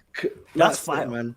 That's fire. Man. You know what I'm saying? And shout out Alam when you do that is fire. You need to run with that as a tagline. Yeah, man. I need to say that. Saying? Why the name Bridge 2? Write that down. Why the name Bridge 258? Because we hustle 25 hours a day, 8 days a week. That's fire. You know what I'm saying? That is fire. Shout out to Alam each and every time. But yes, in regards to what we got coming up today on the channel, people, Man United podcast, 4:30 p.m. So that's the solo one. So I'll be answering all your Manchester United questions. Then 7:30 p.m. Yes, 7:30 p.m. 30 minutes before kickoff. That's UK time. Manchester United versus Wolves. Live stream watch along right here on the YouTube. Of course, all the other Premier League watch alongs, non-Manchester United are on the Sarcasm City TV Twitch. But all Manchester United watch alongs right here on the YouTube channel. And it's members only in the chat. If you want to join the membership, the link is in the pinned comment, people. Because if you don't, you know what I'm saying? Then you will not be able to comment. That's just one of the perks for the members as well. Obviously, we got the group chat on Instagram. You get shout-outs during certain shows, Q&As on YouTube, Q&As on Twitch, plus more. So check out all the different perks, 3 different levels, people. So that's 7:30 p.m. Manchester United versus Wolves, live stream watch along. And then like Ahmed mentioned, doing the most is midnight, which is back to the regular show. So we have 5 different categories on the show. So we look back at all the weekend's games just gone. 5 different categories. Myself, Ahmed, Jez, Ryan discuss our nominations with you lot in the chat, and then we run polls. So it's like the most unforgettable goal, the most unexpected result, most unacceptable error, most under the cosh manager, most untouchable manager. And it's from the weekend's games just gone. So for instance, if City would have lost, for example, Pep would have been eligible for the most under the cosh manager. That's not saying Pep will lose his job. We're just saying from this weekend's games just gone. Because people always get confused all the time. How are you saying that such and such is, you know what I'm saying, under the cosh? No, you just lost this week. That's all it is. Otherwise, it'd be the same names week in, week out if we did it like that. But yeah, man. We'll be probably saying Arteta's under the coach manager every single we'd week. be the same manager and relegation under the cosh, and Pep would be untouchable every week. Like ever we talk about. Yeah, go on, Seth. So I think we're doing a stream tomorrow, just recapping everything. And if anything breaks, probably about 10 p.m. Casually FC. Join us there on the road to 3K views and more, hopefully. And also, just a side note, Twitter limits DMs, right? Which has been great because Ryan doesn't want to pay for the blue tick, so I'm not getting a lot of DMs anymore. So you know what's crazy though? Is it not like hundreds of DMs you can still send? What's the limit a day? I don't know, but that goes to show how much of a whore he is and how many people's DMs he is in that he can't send them out. You know what I'm saying? What kind of shit is that? Because I was winding him up about the transfer, and he goes, and then he sent me a DM about 8 hours later. I said, I'm not ignoring you. I just couldn't DM you. And I was thinking, first of all, I went, you think obviously highly of yourself, and you think I care with your response, essentially. But it's all good. But I was thinking, yes. So even less now, the rules. You don't even have to mute him anymore because now he's like DMing everyone. That's how many it is though. That he can't even. That he's got too many. I swear, is it not like 100 you can send? Who's sending? I will never ever go over the DM limit. I'm not sending that many DMs. Remember, he got annoyed in the Never a Foul group chat. Oh yeah, he left. That's funny. That's funny. That's funny. That is funny. But big up to C who says free game on Sarcasm City TV with the fire emoji. Anonymous MUFC says lit stream with the fire emoji. Warrior J says keep up the good work, Flawless. Yeah, man, we're gonna keep the content rolling. Like I said, just because the season started, like obviously we was in our pre-season in the transfer window, but now with football back, you'll get all of the the regular shows, but you'll get all of the watch-alongs and all match reactions and things. Yeah, go on. That reminds me, we shouldn't bring up NFL season start next month, so we're ramping up then weekly show on Twitch. We'll decide it with the guys what we want to do. Yeah. We'll let Flawless know, obviously, because he's the boss. So and then I don't know if we're going to do watch-alongs or not. We may not. Totally up to you, man. We'll tell you, but but the most important thing is you turn your notifications on. That's the whole point, because sometimes YouTube, like when Ahmed does about 6 streams in like 30 minutes, they might not let you know after the fourth one. Yeah, 100%. It's one of those. So turn your notifications on, because I remember once during the World Cup, I think, or that Flawless was doing a stream, and I didn't get notified. I didn't notify because it's more than 2. Once you go more, it's more than 2 per. They only give you 2 per 24 hours. That's what it is. Once it's more than 2, that's why I try and limit it to 2 to every 24 hours. So just remember that. That's the jokers. That's what they are. But yeah, like Surfer said, so not only have you got on the Twitch the NFL coming back, also got NBA. Those streams will be back. Currently got boxing streams. You know what I'm saying? Obviously the boxing shows over there as well. We will be recapping AJ Hellenius, obviously previewing Dubois, Charlo, Canelo, plus more. What else we got going on? Pro Clubs is over there. The match reactions as well. That's over there. I'm doing match reactions, Tokyo-ish, Saturdays and Sundays. Saturdays is like 8 p.m. Sundays is like, Saturdays 8 p.m, Sundays 7 p.m. But I'm going to start on the community page here. I know it's a lot of information, people, but got to let you lot know what's going on. On the community page on a daily basis, I will start writing the schedule. So, all the shows that are coming up. I did it yesterday and I'll start doing it. So wherever you wake up, you'll see the Twitch or just go to the YouTube community page, the page on here, and it'll have the list on here. But big up. And big up to Q-Step who says, what's the local time there, fellas? You're not sleeping tonight. Yeah, man, we're going to get some rest shortly, but we got to stay active and stay working. But to answer your question, it's 2:15 a.m. in the morning. 2:15 a.m. When the NBA starts, we'll just be in the third quarter when the NBA season. Yeah, facts. Of a double header. of a double Have a double header. We definitely be doing some NBA watch along, some courtside commentaries. And Nugget LFC for the Nation, double. man. Nugget You Nation. said, oh my god. Yeah, I have my notifications on and it still don't send it. Yeah, sometimes YouTube don't do that. Sometimes YouTube does that, where you have the notification. That's why you need to click the notification for each individual video rather than the channel. You can go on the actual video and say notify me when live. Twitch though, make sure you download the app because they do that calm. Like Twitch will always notify you whenever we go live. So make sure you head over there. But big up to everyone that's locked in. This has been the Manchester United, Chelsea, Tottenham Hotspur Show, Man United podcast, Ballers at the Bridge podcast, Talking That Tottenham Talk podcast, live on the Sarcasm City TV YouTube. Big up for tuning in. Conte in. Tuchel out. Come to In.